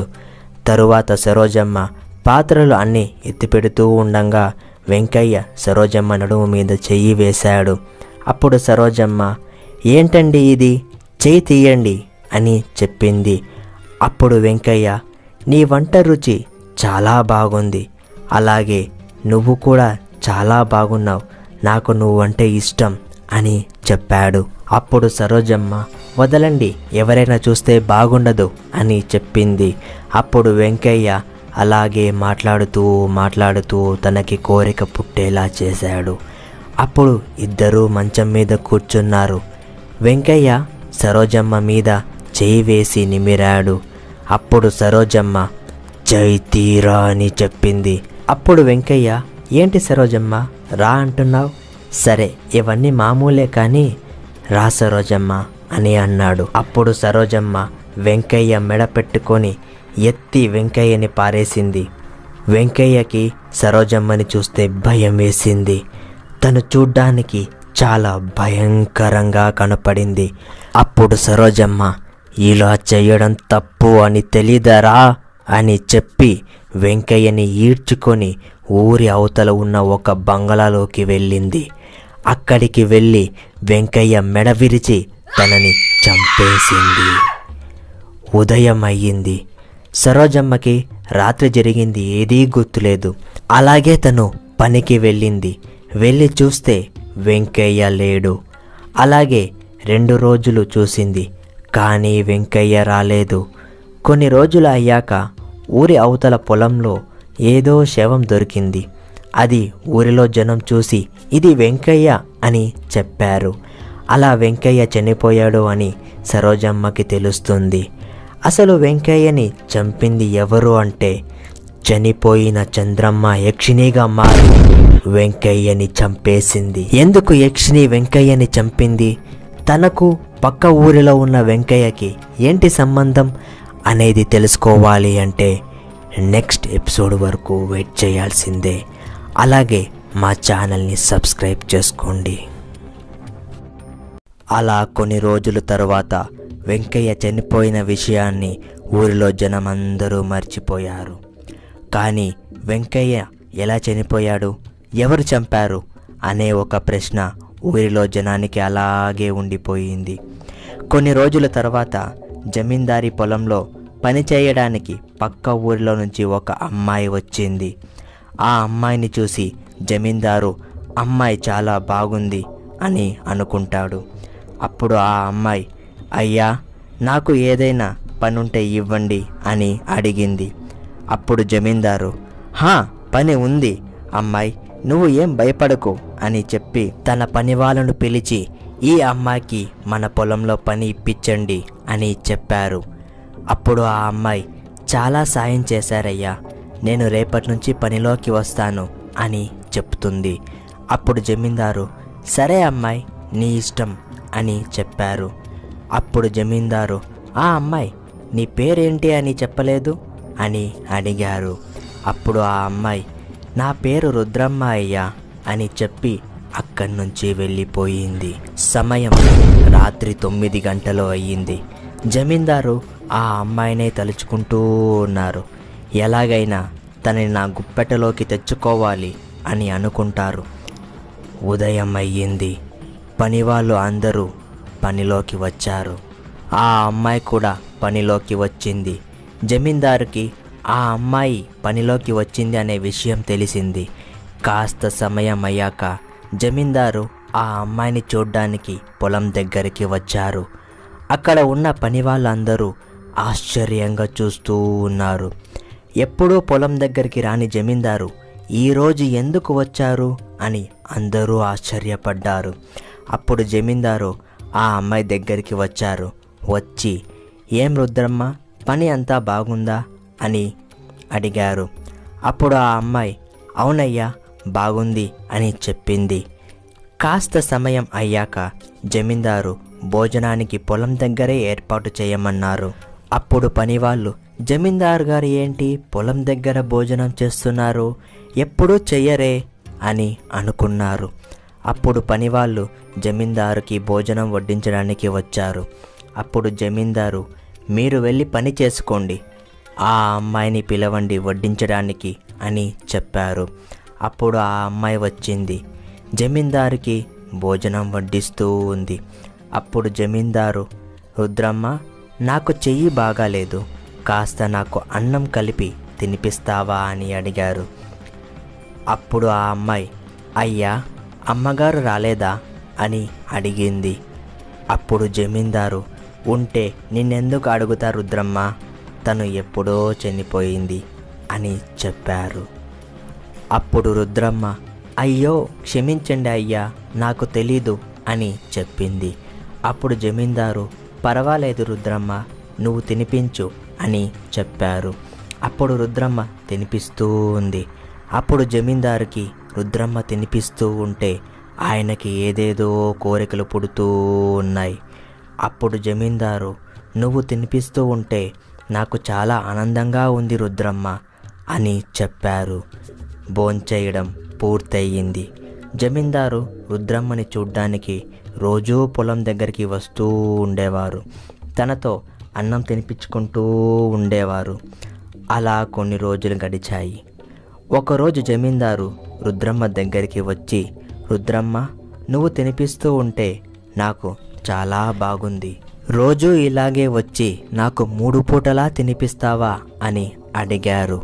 అప్పుడు రుద్రమ్మ, సరే అయ్యా, నాకు మీరు పని ఇచ్చారు, మీకు ఆ మాత్రం చేసి పెట్టలేనా అని చెప్పింది. అప్పుడు జమీందారు, ఈరోజు రాత్రికి నాకు స్వయంగా నువ్వే వంట చేసి తీసుకొని రా రుద్రమ్మ అని చెప్పారు.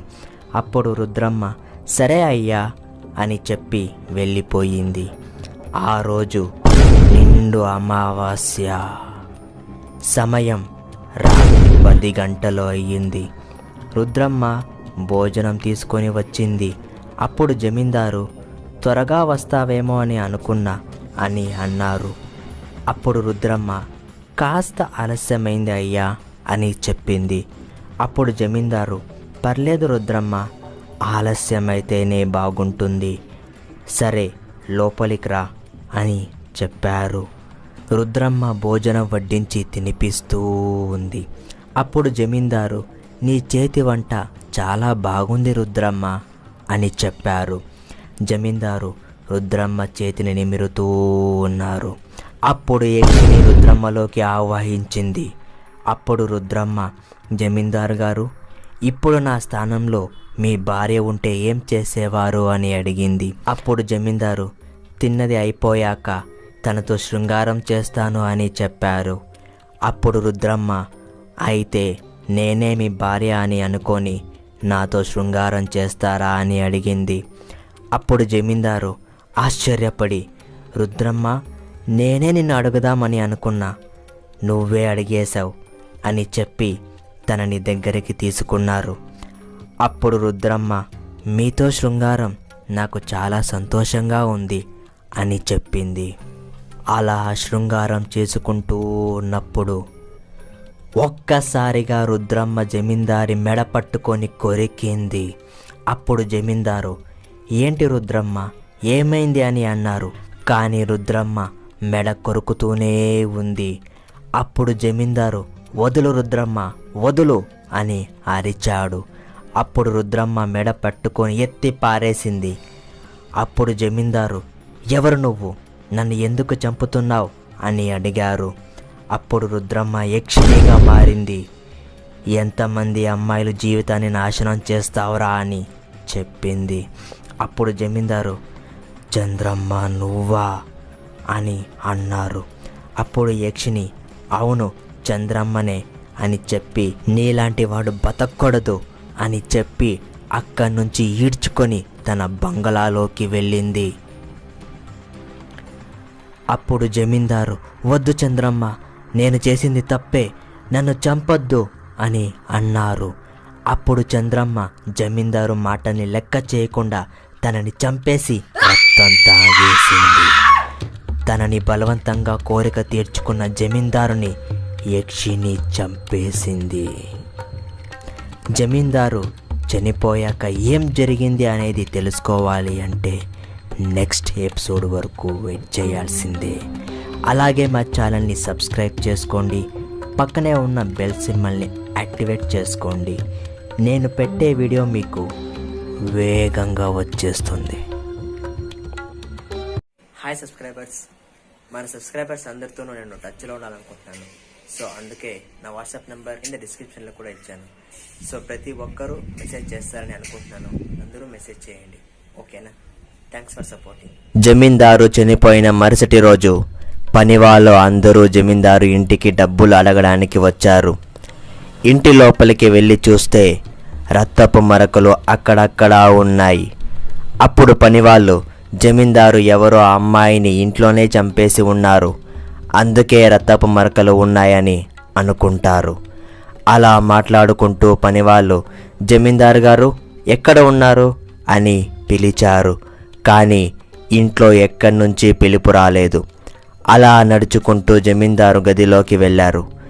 వెళ్ళి చూస్తే గది లోపల రక్తపు మరకలు చాలా ఉన్నాయి. అలా చూస్తూ ముందుకు వచ్చారు. జమీందారు గారు ఒక మూలలో పడి ఉన్నారు. జమీందారు గారిని చూసిన పనివాళ్ళు ఆశ్చర్యపడ్డారు. ఒంటి నిండా రక్తపు మరకలు. పనివాళ్ళు అందరూ వెళ్ళి ఊరిలో జనాలకి చెప్పారు. అప్పుడు ఊరిలో జనాలకి అందరూ ఎలా చనిపోయారు అని అందరూ అనుకున్నారు. అప్పుడు పనివాళ్ళు రాత్రి రుద్రమ్మ జమీందారు గారికి భోజనం తీసుకొని వెళ్ళింది. తనకే తెలుసు ఏం జరిగింది అనేది అని చెప్పారు. అప్పుడు రుద్రమ్మ అక్కడికి వచ్చింది. ఊరిలో జనం అందరూ, రుద్రమ్మ, జమీందారు గారు ఎలా చనిపోయారు? నువ్వే రాత్రి ఆయనకి భోజనం తీసుకెళ్ళావు కదా, ఏం జరిగింది చెప్పు రుద్రమ్మ అని అడిగారు. అప్పుడు రుద్రమ్మ, నాకు తెలియదండి ఎలా చనిపోయారో. నేను ఆయనకి భోజనం తీసుకెళ్ళి ఇచ్చాను. ఆయన నాకు తినిపించు అని అన్నారు. నేను తినిపిస్తూ ఉన్నాను, అంతే నాకు గుర్తుంది. ఆ తరువాత ఏం జరిగింది అనేది నాకు గుర్తులేదు అని రుద్రమ్మ చెప్పింది. అప్పుడు ఊరిలో జనానికి ఆశ్చర్యం వేసింది. సరే, జరగాల్సిన కార్యక్రమాలను చూడండి అని చెప్పారు. అప్పుడు పనివాళ్ళు జమీందారు గారి కొడుక్కి ఈ విషయం తెలియచేద్దాం అని చెప్పారు. అప్పుడు ఊరిలో జనం అందరూ సరే తెలియచేయండి అని చెప్పారు. జమీందారు కొడుక్కి ఉత్తరం రాశారు. జమీందారి కొడుకు పట్టణంలో తన ఆస్తితో బాగా తిరుక్కుంటూ తను కోరిన అమ్మాయిని మెప్పించి తన కోరికలని తీర్చుకుంటూ ఉంటాడు. అలా తనకి ఒక ఉత్తరం వస్తుంది. ఆ ఉత్తరం చదవగానే తనకి జమీందారు గారు చనిపోయాడన్న విషయం తెలుస్తుంది. పట్టణం నుంచి తన ఊరికి వచ్చి జరగాల్సిన కార్యక్రమాన్ని చేశాడు. అలా ఒక రోజు గడిచింది. రుద్రమ్మనే జమీందారు కొడుక్కి భోజనం తీసుకొని వస్తూ ఉండేది. జమీందారి కొడుక్కి ఈ అమ్మాయి కూడా చాలా బాగుంది, కానీ ఇప్పుడు పరిస్థితి అంత బాగాలేదు అని అనుకుంటాడు. జమీందారి కొడుకు ఊరికి వచ్చాడు అనే విషయం యక్షిణికి తెలుస్తుంది. కానీ జమీందారి కొడుకుని యక్షిణి చంపలేదు. అప్పుడు నేను, ఎందుకు చంపలేదవ్వా? జమీందారి కొడుకు యక్షిణిని ప్రేమించాను అని చెప్పి మోసం చేశాడు కదా, ఎందుకు చంపలేదవ్వా అని అడిగాను. అప్పుడు ఆ అవ్వ ఏం చెప్పింది అనేది తెలుసుకోవాలి అంటే నెక్స్ట్ ఎపిసోడ్ వరకు వెయిట్ చేయాల్సిందే. అలాగే మా ఛానల్ని సబ్స్క్రైబ్ చేసుకోండి, పక్కనే ఉన్న బెల్ సింబల్ని యాక్టివేట్ చేసుకోండి. అప్పుడు ఆ అవ్వ యక్షిణి జమీందారు కొడుకుని ప్రేమించింది కాబట్టి అతన్ని చంపలేదు అని చెప్పింది. అప్పుడు నేను, ప్రేమించలేదు కదా అవ్వ, మోసం చేశాడు కదా, పగ తీర్చుకోవాలి కదా అని చెప్పాను. అప్పుడు ఆ అవ్వ, అతను మోసం చేశాడు కానీ యక్షిణి నిజాయితీగానే ప్రేమించింది, అందుకే చంపలేదు అని చెప్పింది. అప్పుడు నేను, అవ్వ తరువాత ఏం జరిగిందవ్వా అని అడిగాను. అప్పుడు ఆ అవ్వ, బజ్జీలు తీసుకెళ్ళి ఇచ్చేసి రేపు రా నాయనా, తీరిగ్గా చెప్తాను అని ఆ అవ్వ చెప్పింది. అప్పుడు నేను, సరే అవ్వ, నేను రేపు ఉదయాన్నే వస్తాను, నాకు మొత్తం కథ తెలియాలి అని చెప్పి నేను వెళ్ళాను. ఇంట్లో మా అక్క బావ ఇలా మాట్లాడుకున్నారు. వీడు వెళ్ళి చాలా సమయం అయ్యింది, ఇంకా రాలేదేంటి అని మా బావ అక్కనే అడిగాడు. అప్పుడు మా అక్క, వస్తాడులే అండి, వర్షం పడుతుంది, కాస్త ఆలస్యంగా వస్తాడు అని చెప్పింది. అప్పుడు బావ, 9 గంటల తర్వాత ఎవరూ వెళ్ళకూడదు అని చెప్పాను కదా, ఎందుకు పంపించారు? నాకు భయం వేస్తుంది అని మా బావ చెప్పాడు. అప్పుడు మా అక్క, ఏం కాదులేండి అని చెప్పింది. సమయం 10 గంటలు కావస్తుంది, ఏదైనా జరగరానిది జరిగితే అని మా బావ భయపడుతూ ఉన్నాడు.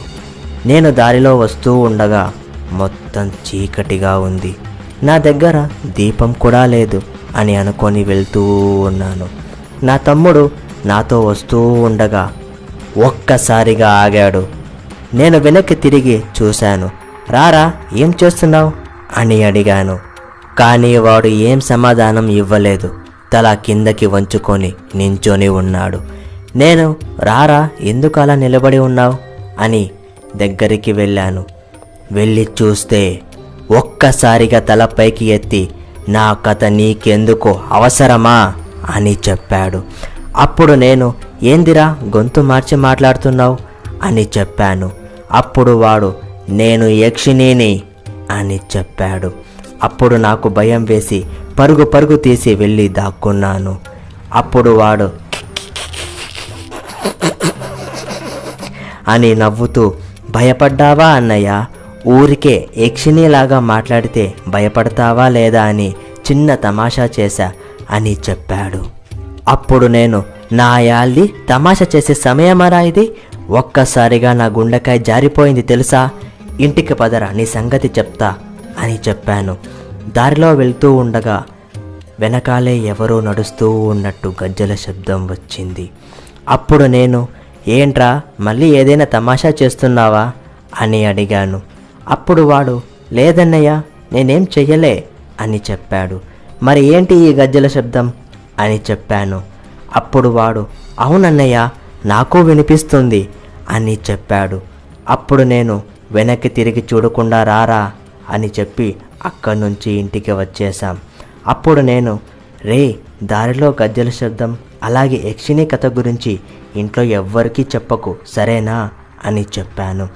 అప్పుడు వాడు, సరే అన్నయ్య చెప్పనులే, నేను కూడా రేపు నీతో పాటు వస్తాను అన్నయ్య అని చెప్పాడు. అప్పుడు నేను, వద్దురా నేను తెలుసుకొని నీకు చెప్తాలే అని చెప్పాను.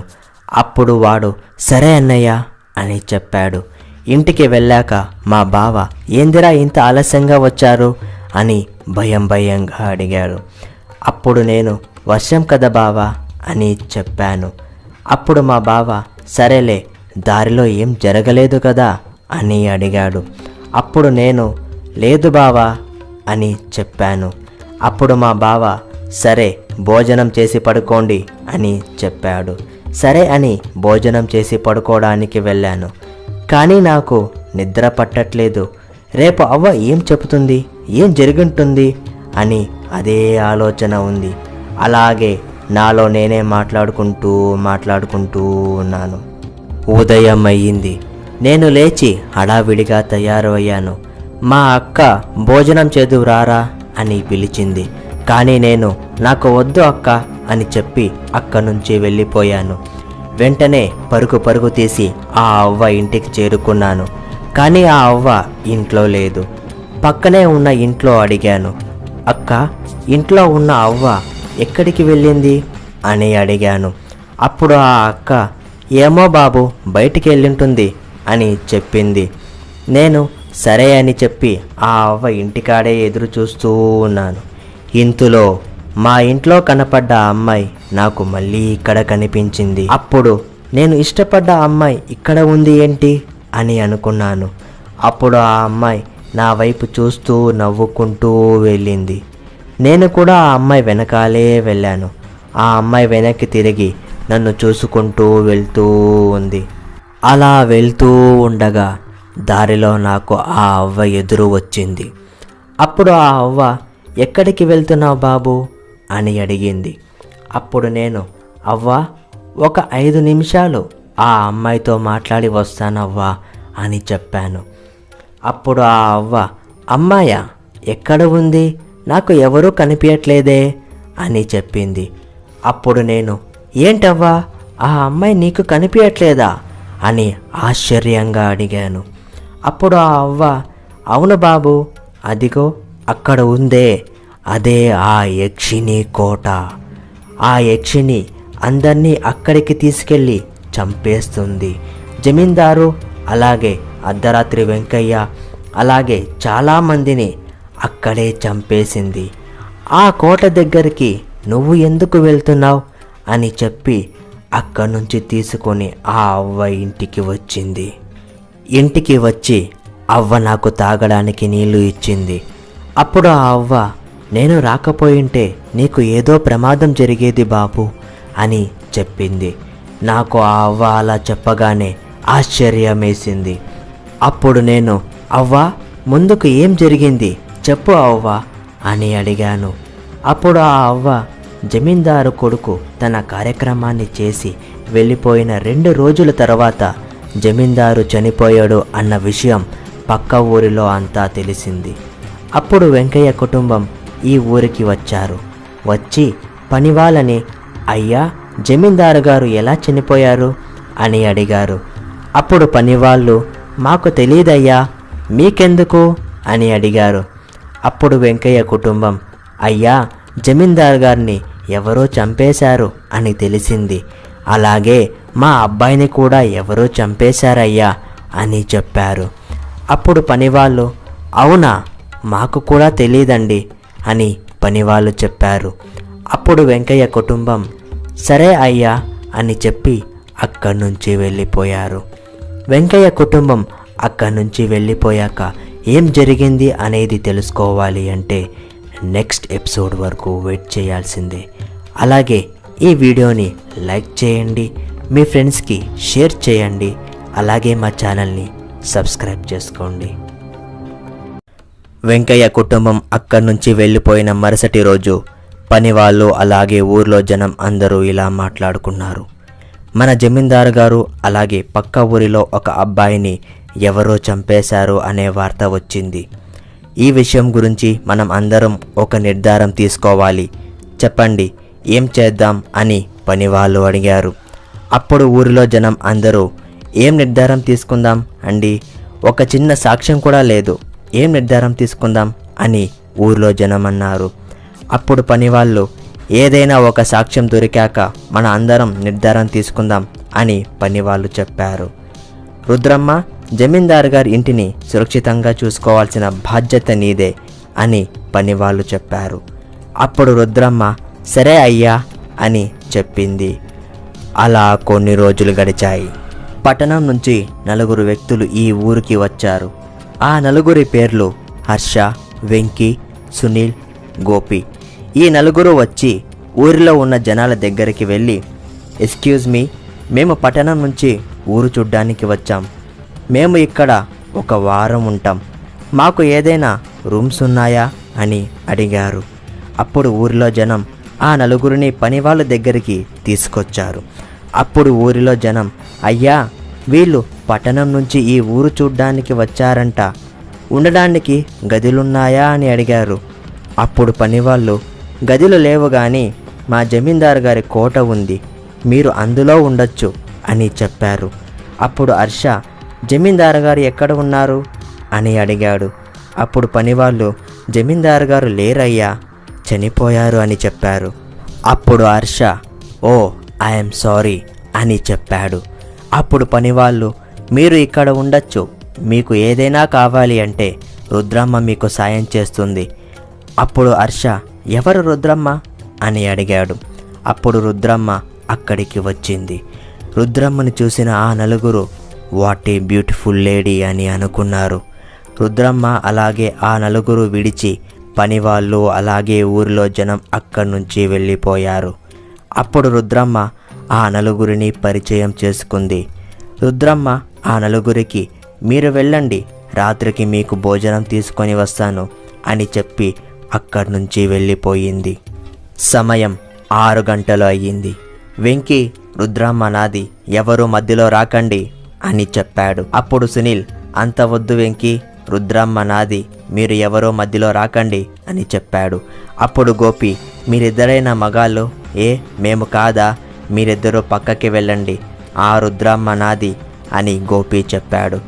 అప్పుడు హర్ష ఆగండ్రా, నాది నాది అని కొట్టుకోకండి, మన అందరిది సరేనా, మనం ఈరోజేగా వచ్చాం, ఒక 3 రోజులు తనతో బాగా మాట్లాడి దగ్గరవుదాం, ఆ తర్వాత తనకే కోరిక పుట్టేలా చేద్దాం సరేనా అని చెప్పాడు. అప్పుడు ఆ 3 సరే అని చెప్పారు.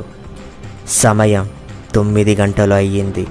రుద్రమ్మ ఆ 4 భోజనం తీసుకొని వచ్చింది. ఆ 4 భోజనానికి కూర్చున్నారు. రుద్రమ్మ భోజనం వడ్డిస్తూ ఉంది. అప్పుడు హర్ష భోజనం చాలా బాగుంది రుద్రమ్మ అని చెప్పాడు. అప్పుడు వెంకీ భోజనం చాలా బాగుంది, నువ్వు కూడా చాలా బాగున్నావు అని చెప్పాడు. అలా చెప్పగానే రుద్రమ్మ సిగ్గుపడింది. అప్పుడు గోపి రుద్రమ్మ మాకు రేపు ఊరు చూపిస్తావా అని అడిగాడు. అప్పుడు రుద్రమ్మ లేదయ్యా, రేపు నాకు పని ఉంది, మీరు రేపు మధ్యాహ్నం అలా రండి, నేను చూపిస్తాను అని చెప్పింది. అప్పుడు ఆ 4 సరే రుద్రమ్మ అని చెప్పారు. అప్పుడు రుద్రమ్మ సరే అండి నేను వెళ్తాను అని చెప్పింది. అప్పుడు హర్ష రుద్రమ్మ ఇంటి వరకు తోడు రావాలా అని అడిగాడు. రుద్రమ్మ వద్దు అండి నేను వెళ్తాను అని చెప్పి అక్కడి నుంచి వెళ్ళిపోయింది. అప్పుడు ఆ 4 రుద్రమ్మ చేతి వంట ఇంత బాగుంటే ఇక రుద్రమ్మ ఒప్పుకుంటే ఇంకెంత బాగుంటుందో అని అనుకొని అందరూ పడుకున్నారు. ఉదయం అయ్యింది. అందరూ లేచి తయారు అయ్యి ఊరు చూడ్డానికి వెళ్ళారు. దారిలో వెళ్తూ ఉండగా ఒక అమ్మాయి ఇంటి ముందర ముగ్గు వేస్తూ ఉంది.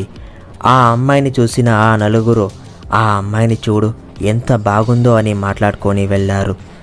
కాస్త ముందుకు వెళ్ళాక ఇంకొక అమ్మాయిని చూశారు. ఆ అమ్మాయి నీళ్లు బింది ఎత్తుకొని వస్తూ ఉంది. ఆ అమ్మాయిని చూసిన ఆ నలుగురు, ఏంట్రా పల్లెటూరులో కూడా ఇంత బాగున్నారు అమ్మాయిలు అని అనుకున్నారు. అప్పుడు సునీల్, నేను ఆ అమ్మాయితో మాట్లాడాలి అని చెప్పి ఆ అమ్మాయి వెనకాలే వెళ్ళాడు. వెళ్ళి ఆ అమ్మాయితో మాట్లాడాడు. కానీ ఆ అమ్మాయి భయంతో వెళ్ళిపోయింది. అలాగే ముందుకు వెళ్ళారు. అక్కడ పొలంలో రుద్రమ్మ పని చేస్తూ ఉంది. ఆ నలుగురు రుద్రమ్మని చూసి అక్కడికి వెళ్ళారు.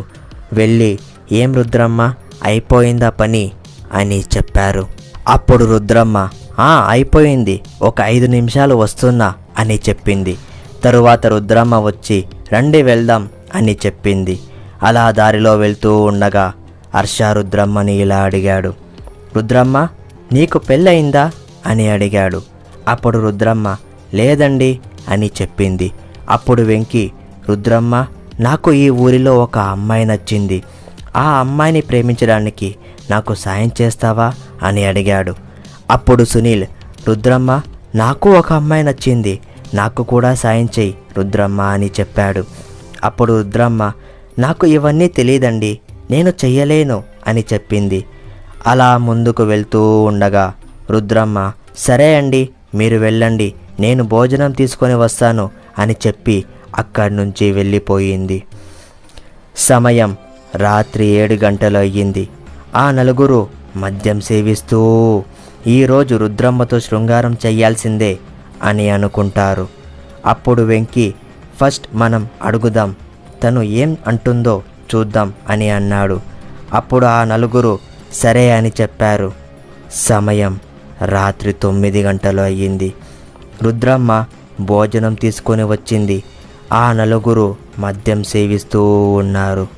అది చూసిన రుద్రమ్మ, ఏంటి మీకు మద్యం సేవించే అలవాటు ఉందా అని అడిగింది. అప్పుడు ఉంది రుద్రమ్మ అని చెప్పారు. రుద్రమ్మ భోజనం వడ్డిస్తూ ఉంది. రుద్రమ్మ భోజనం వడ్డిస్తూ ఉండగా వెంకీ రుద్రమ్మ నడు మీద చేయి వేశాడు.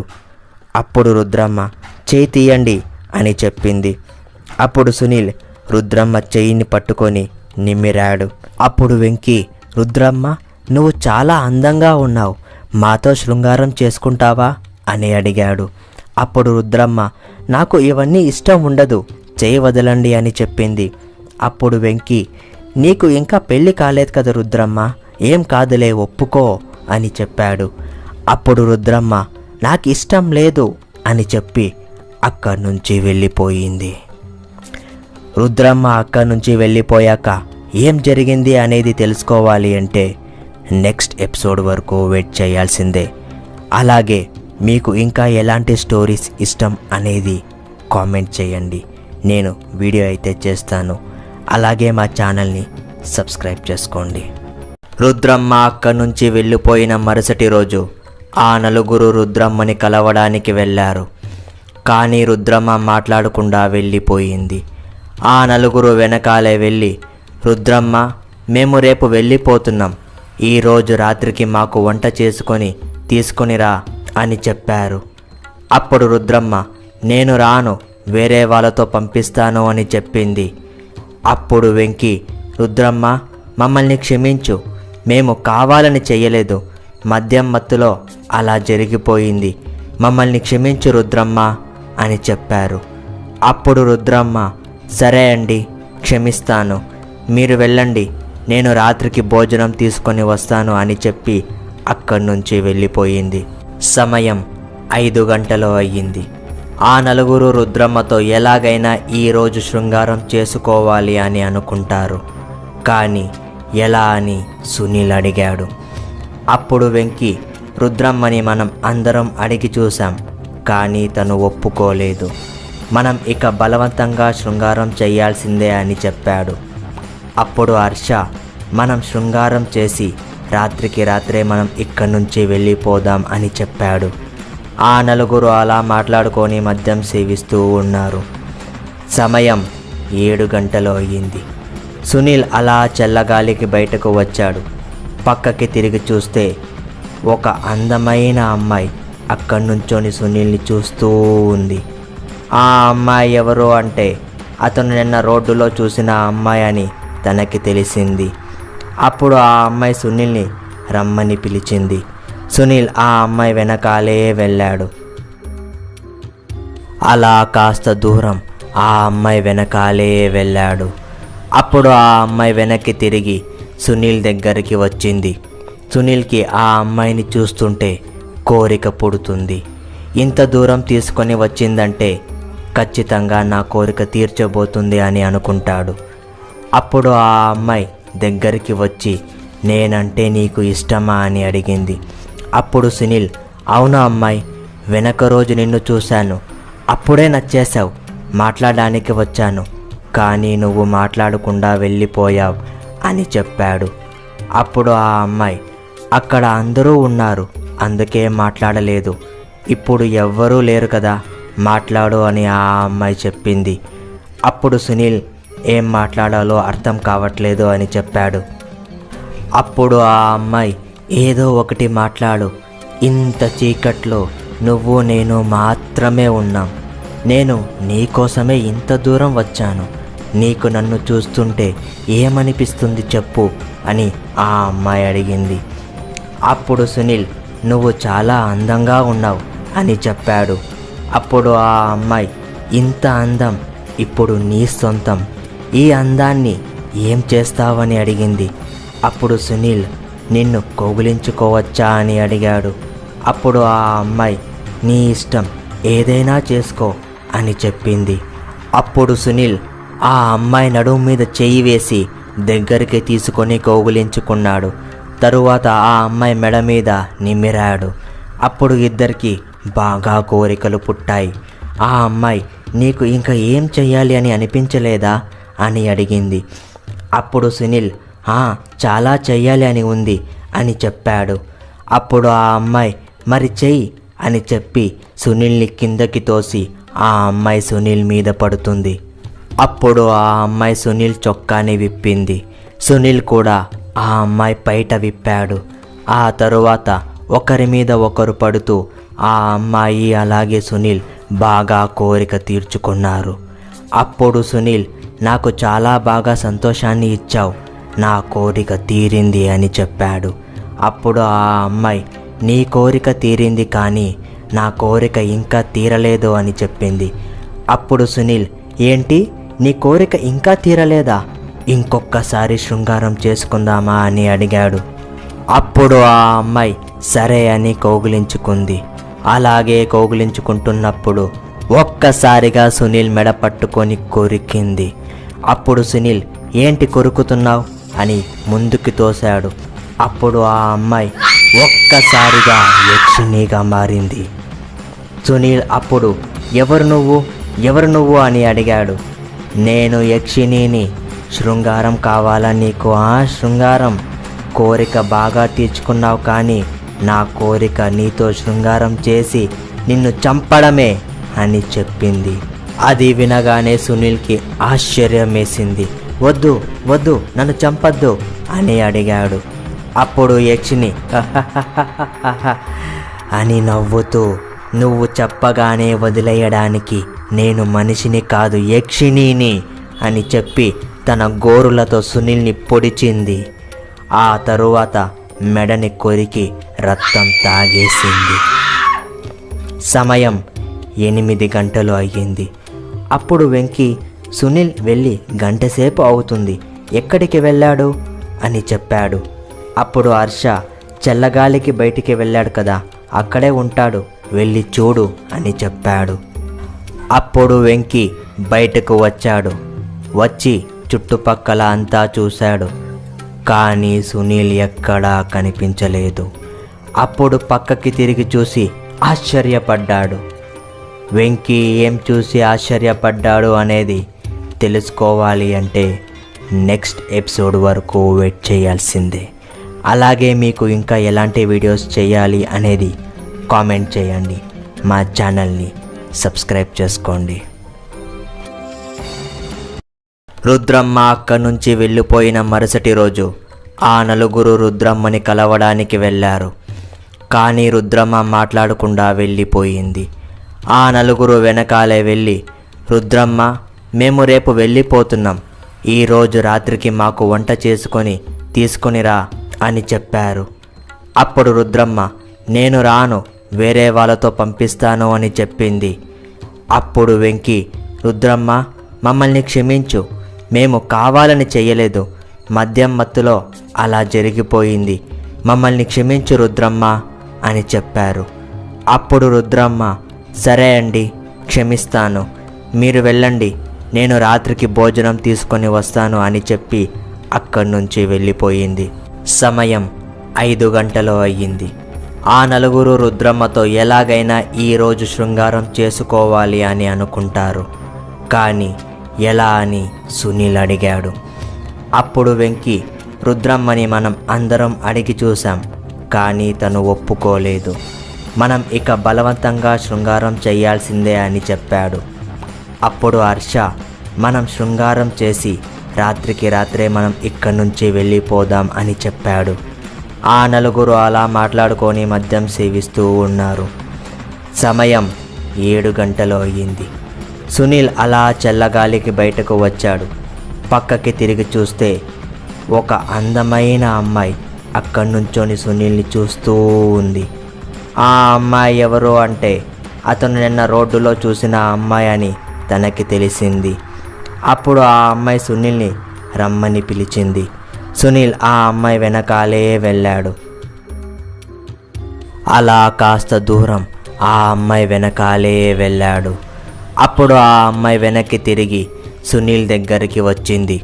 సునీల్కి ఆ అమ్మాయిని చూస్తుంటే కోరిక పుడుతుంది. ఇంత దూరం తీసుకొని వచ్చిందంటే ఖచ్చితంగా నా కోరిక తీర్చబోతుంది అని అనుకుంటాడు. అప్పుడు ఆ అమ్మాయి దగ్గరికి వచ్చి నేనంటే నీకు ఇష్టమా అని అడిగింది.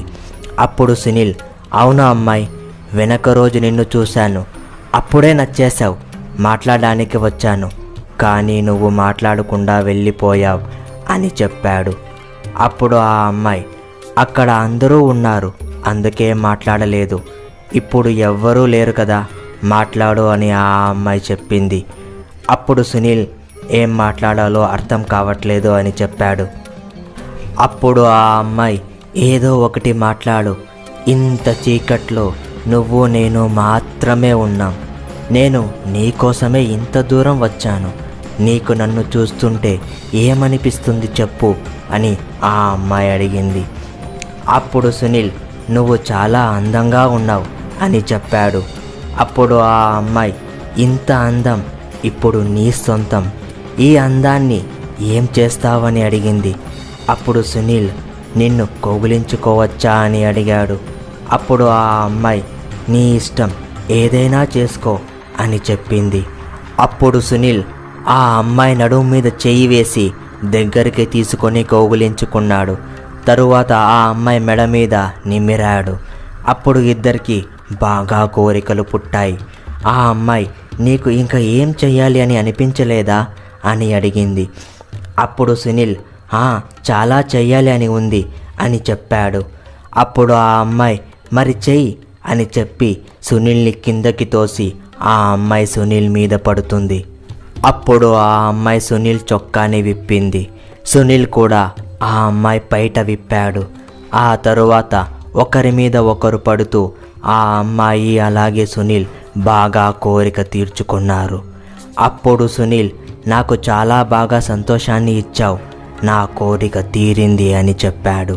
అప్పుడు ఆ అమ్మాయి నీ కోరిక తీరింది కానీ నా కోరిక ఇంకా తీరలేదు అని చెప్పింది.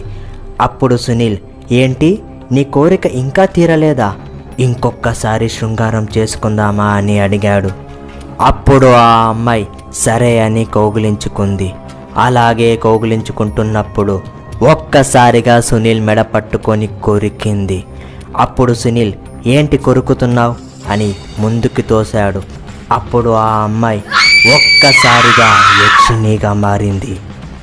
సునీల్ అప్పుడు ఎవరు నువ్వు అని అడిగాడు. నేను యక్షిణిని, శృంగారం కావాలా నీకు? శృంగారం కోరిక బాగా తీర్చుకున్నావు, కానీ నా కోరిక నీతో శృంగారం చేసి నిన్ను చంపడమే అని చెప్పింది. అది వినగానే సునీల్కి ఆశ్చర్యం వేసింది. వద్దు వద్దు నన్ను చంపద్దు అని అడిగాడు. అప్పుడు యక్షిని అని నవ్వుతూ, నువ్వు చెప్పగానే వదిలేయడానికి నేను మనిషిని కాదు యక్షిణిని అని చెప్పి తన గోరులతో సునీల్ని పొడిచింది. ఆ తరువాత మెడని కొరికి రక్తం తాగేసింది. సమయం 8 గంటలు అయ్యింది. అప్పుడు వెంకీ, సునీల్ వెళ్ళి గంటసేపు అవుతుంది, ఎక్కడికి వెళ్ళాడు అని చెప్పాడు. అప్పుడు హర్ష, చల్లగాలికి బయటికి వెళ్ళాడు కదా, అక్కడే ఉంటాడు, వెళ్ళి చూడు అని చెప్పాడు. అప్పుడు వెంకీ బయటకు వచ్చాడు. వచ్చి చుట్టుపక్కల అంతా చూశాడు, కానీ సునీల్ ఎక్కడా కనిపించలేదు. అప్పుడు పక్కకి తిరిగి చూసి ఆశ్చర్యపడ్డాడు.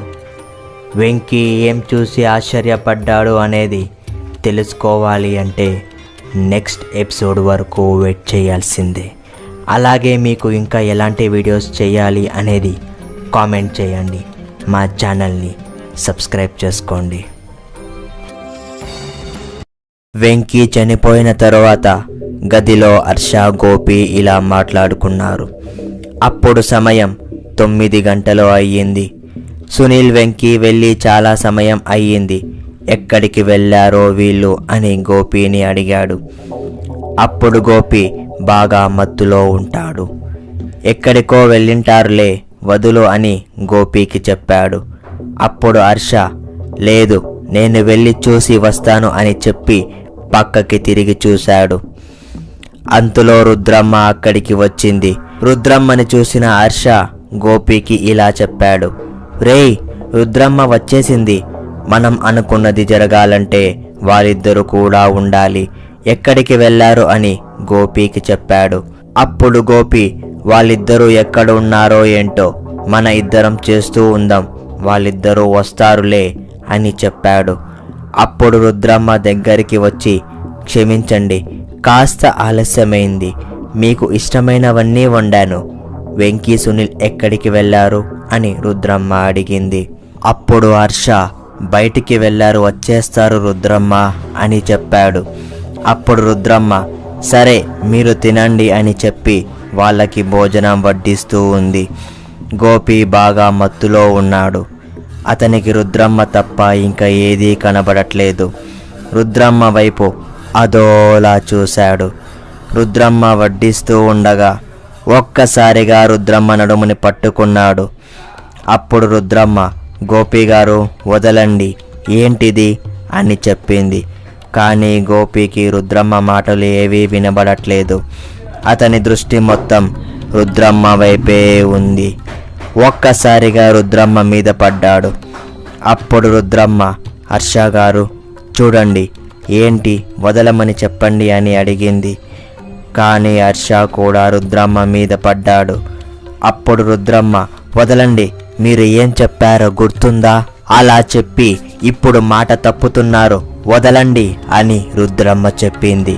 అప్పుడు హర్ష, నిన్ను మేమందరం అడిగి చూసాం, నీకు ఇష్టం ఉందా లేదా అని, కానీ నీకు ఇష్టం లేదు అని తెలిసింది, అందుకే ఇప్పుడు నిన్ను బలవంతం చేసి మా కోరిక తీర్చుకుంటున్నాం అని చెప్పాడు. అప్పుడు రుద్రమ్మ, ఇది మోసమండి, వదలండి, మీకు దండం పెడతాను అని చెప్పింది. అప్పుడు గోపి రుద్రమ్మ చెంపకి ఒక వేటు వేసి, ఏదీ మోసం లేదు, ఊరికే అరిచి నన్ను ఇంకా రెచ్చగొట్టకు అని చెప్పాడు. అప్పుడు రుద్రమ్మ ఏడుచుకుంటూ వాళ్ళిద్దరికీ లొంగిపోయింది. వాళ్ళిద్దరూ బాగా కోరిక తీర్చుకున్నారు. సమయం 10 గంటలు అయ్యింది. గోపి, హర్ష కోరిక తీర్చుకొని వచ్చి మద్యం సేవిస్తూ ఉన్నారు. అప్పుడు హర్ష, వాళ్ళిద్దరూ ఇంకా రాలేదు, రుద్రమ్మ మనకి లొంగిపోయింది, వీళ్ళిద్దరూ ఈ సువర్ణ అవకాశాన్ని వదులుకుంటున్నారు అని చెప్పాడు. అప్పుడు గోపి, సరే నువ్వు ఇక్కడే ఉండు, నేను వెళ్ళి రుద్రమ్మతో ఇంకొకసారి శృంగారం చేసి వస్తాను అని చెప్పాడు. అప్పుడు హర్ష, సరే వెళ్ళు, తర్వాత నేను వెళ్తాను అని చెప్పాడు. సరే అని చెప్పి గోపి రుద్రమ్మ దగ్గరికి వెళ్ళాడు. సమయం 10:30 అయ్యింది. గోపి రుద్రమ్మతో బాగా శృంగారం చేసి బయటకు వచ్చాడు. అప్పుడు హర్ష లోపలికి వెళ్ళాడు. రుద్రమ్మతో కోరిక తీర్చుకున్నాడు. సమయం 11:45 అయ్యింది. హర్ష రుద్రమ్మతో శృంగారం చేసి బయటకు వచ్చాడు. గోపి అలాగే హర్ష ఇద్దరు కూర్చొని మద్యం సేవిస్తూ ఉన్నారు. అప్పుడు హర్ష మన కోరిక తీరింది, వాళ్ళిద్దరూ వచ్చేస్తే వాళ్ళు కూడా కోరిక తీర్చుకున్న తరువాత మనం ఇక్కడి నుంచి వెళ్ళిపోదాం అని చెప్పాడు. సమయం సరిగ్గా 12 గంటలు అయ్యింది. గాలి ఓ అని వచ్చింది. కిటికీలు తలుపులు టపటప అని కొట్టుకుంటున్నాయి. అప్పుడు హర్ష ఏంట్రా ఇంత గాలి వస్తుంది అని చెప్పగానే వెనకాల నుంచి ఎవరో వెళ్ళినట్టు అనిపించింది. అప్పుడు గోపి ఏంటి ఇంత శబ్దం అని చెప్పాడు. అప్పుడు హర్ష నాకు వెనక నుంచి ఎవరో వెళ్ళినట్టు అనిపించింది అని చెప్పగానే గోపికి తాగిన మత్తు మొత్తం దిగిపోయింది.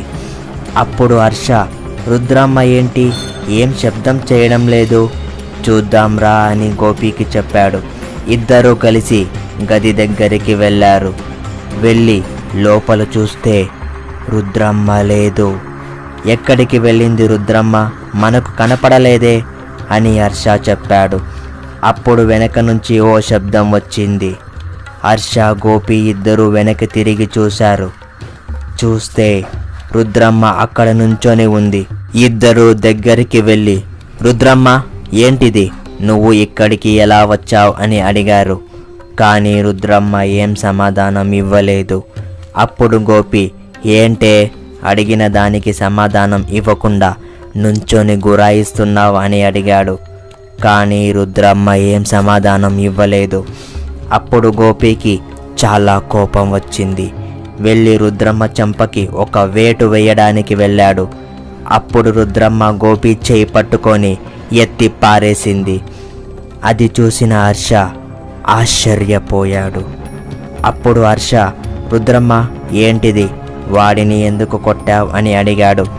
అప్పుడు రుద్రమ్మ హర్షాన్ని పట్టుకొని గోపి మీదకి విసిరింది. హర్ష గోపి రుద్రమ్మని ఎవరు నువ్వు అని అడిగారు. అప్పుడు రుద్రమ్మ నేను ఎవరైతే నీకేంటి, ఏ అమ్మాయితో అయినా బలవంతంగా శృంగారం చేస్తే ఆ అమ్మాయికి నేను అండగా ఉంటాను. మీ స్నేహితులు వెంకీ సునీల్ని కూడా చంపేశాను అని చెప్పింది. అది వినగానే హర్షకి గోపికి ఆశ్చర్యం వేసింది. ఏం చెయ్యాలో అర్థం కాలేదు. అప్పుడు రుద్రమ్మ ఇప్పుడు మీరు కూడా చేస్తారు అని చెప్పింది. అప్పుడు హర్ష నువ్వు రుద్రమ్మవి కాదు, ఇంకా ఎవరు నువ్వు చెప్పు అని అడిగాడు. అప్పుడు రుద్రమ్మ నేను రుద్రమ్మని కాదు యక్షిణిని అని చెప్పి తను యక్షిణిగా మారింది. అప్పుడు గోపి వద్దు మమ్మల్ని చంపద్దు అని అడిగాడు. కానీ యక్షిణి గోపి మాటలు లెక్క చేయకుండా గోపి మెడని కొరికి రక్తం తాగేసింది. అప్పుడు హర్ష వద్దు నన్ను వదిలేయ్ అని అడిగాడు. కానీ యక్షిణి నేను జాలిపడి వదిలేస్తే నువ్వు మారవు అని నాకు తెలుసు అని చెప్పింది. అప్పుడు హర్ష లేదు నేను మారిపోతాను నన్ను వదిలేయ్ అని అడిగాడు. కానీ యక్షిణి హర్ష మాటలు లెక్క చెయ్యలేదు. తనని చంపి రక్తం తాగేసింది. కోపంతో రగిలిపోతున్న యక్షిణి అక్కడి నుంచి వెళ్ళిపోయింది. ఇంతటితో యక్షిణి మొదటి అధ్యాయం కథ ముగిసింది. ఈ వీడియో మీకు నచ్చితే లైక్ చేయండి, కామెంట్ చేయండి, షేర్ చేయండి. మరిన్ని హారర్ స్టోరీస్ కోసం మా ఛానల్ని సబ్స్క్రైబ్ చేసుకోండి.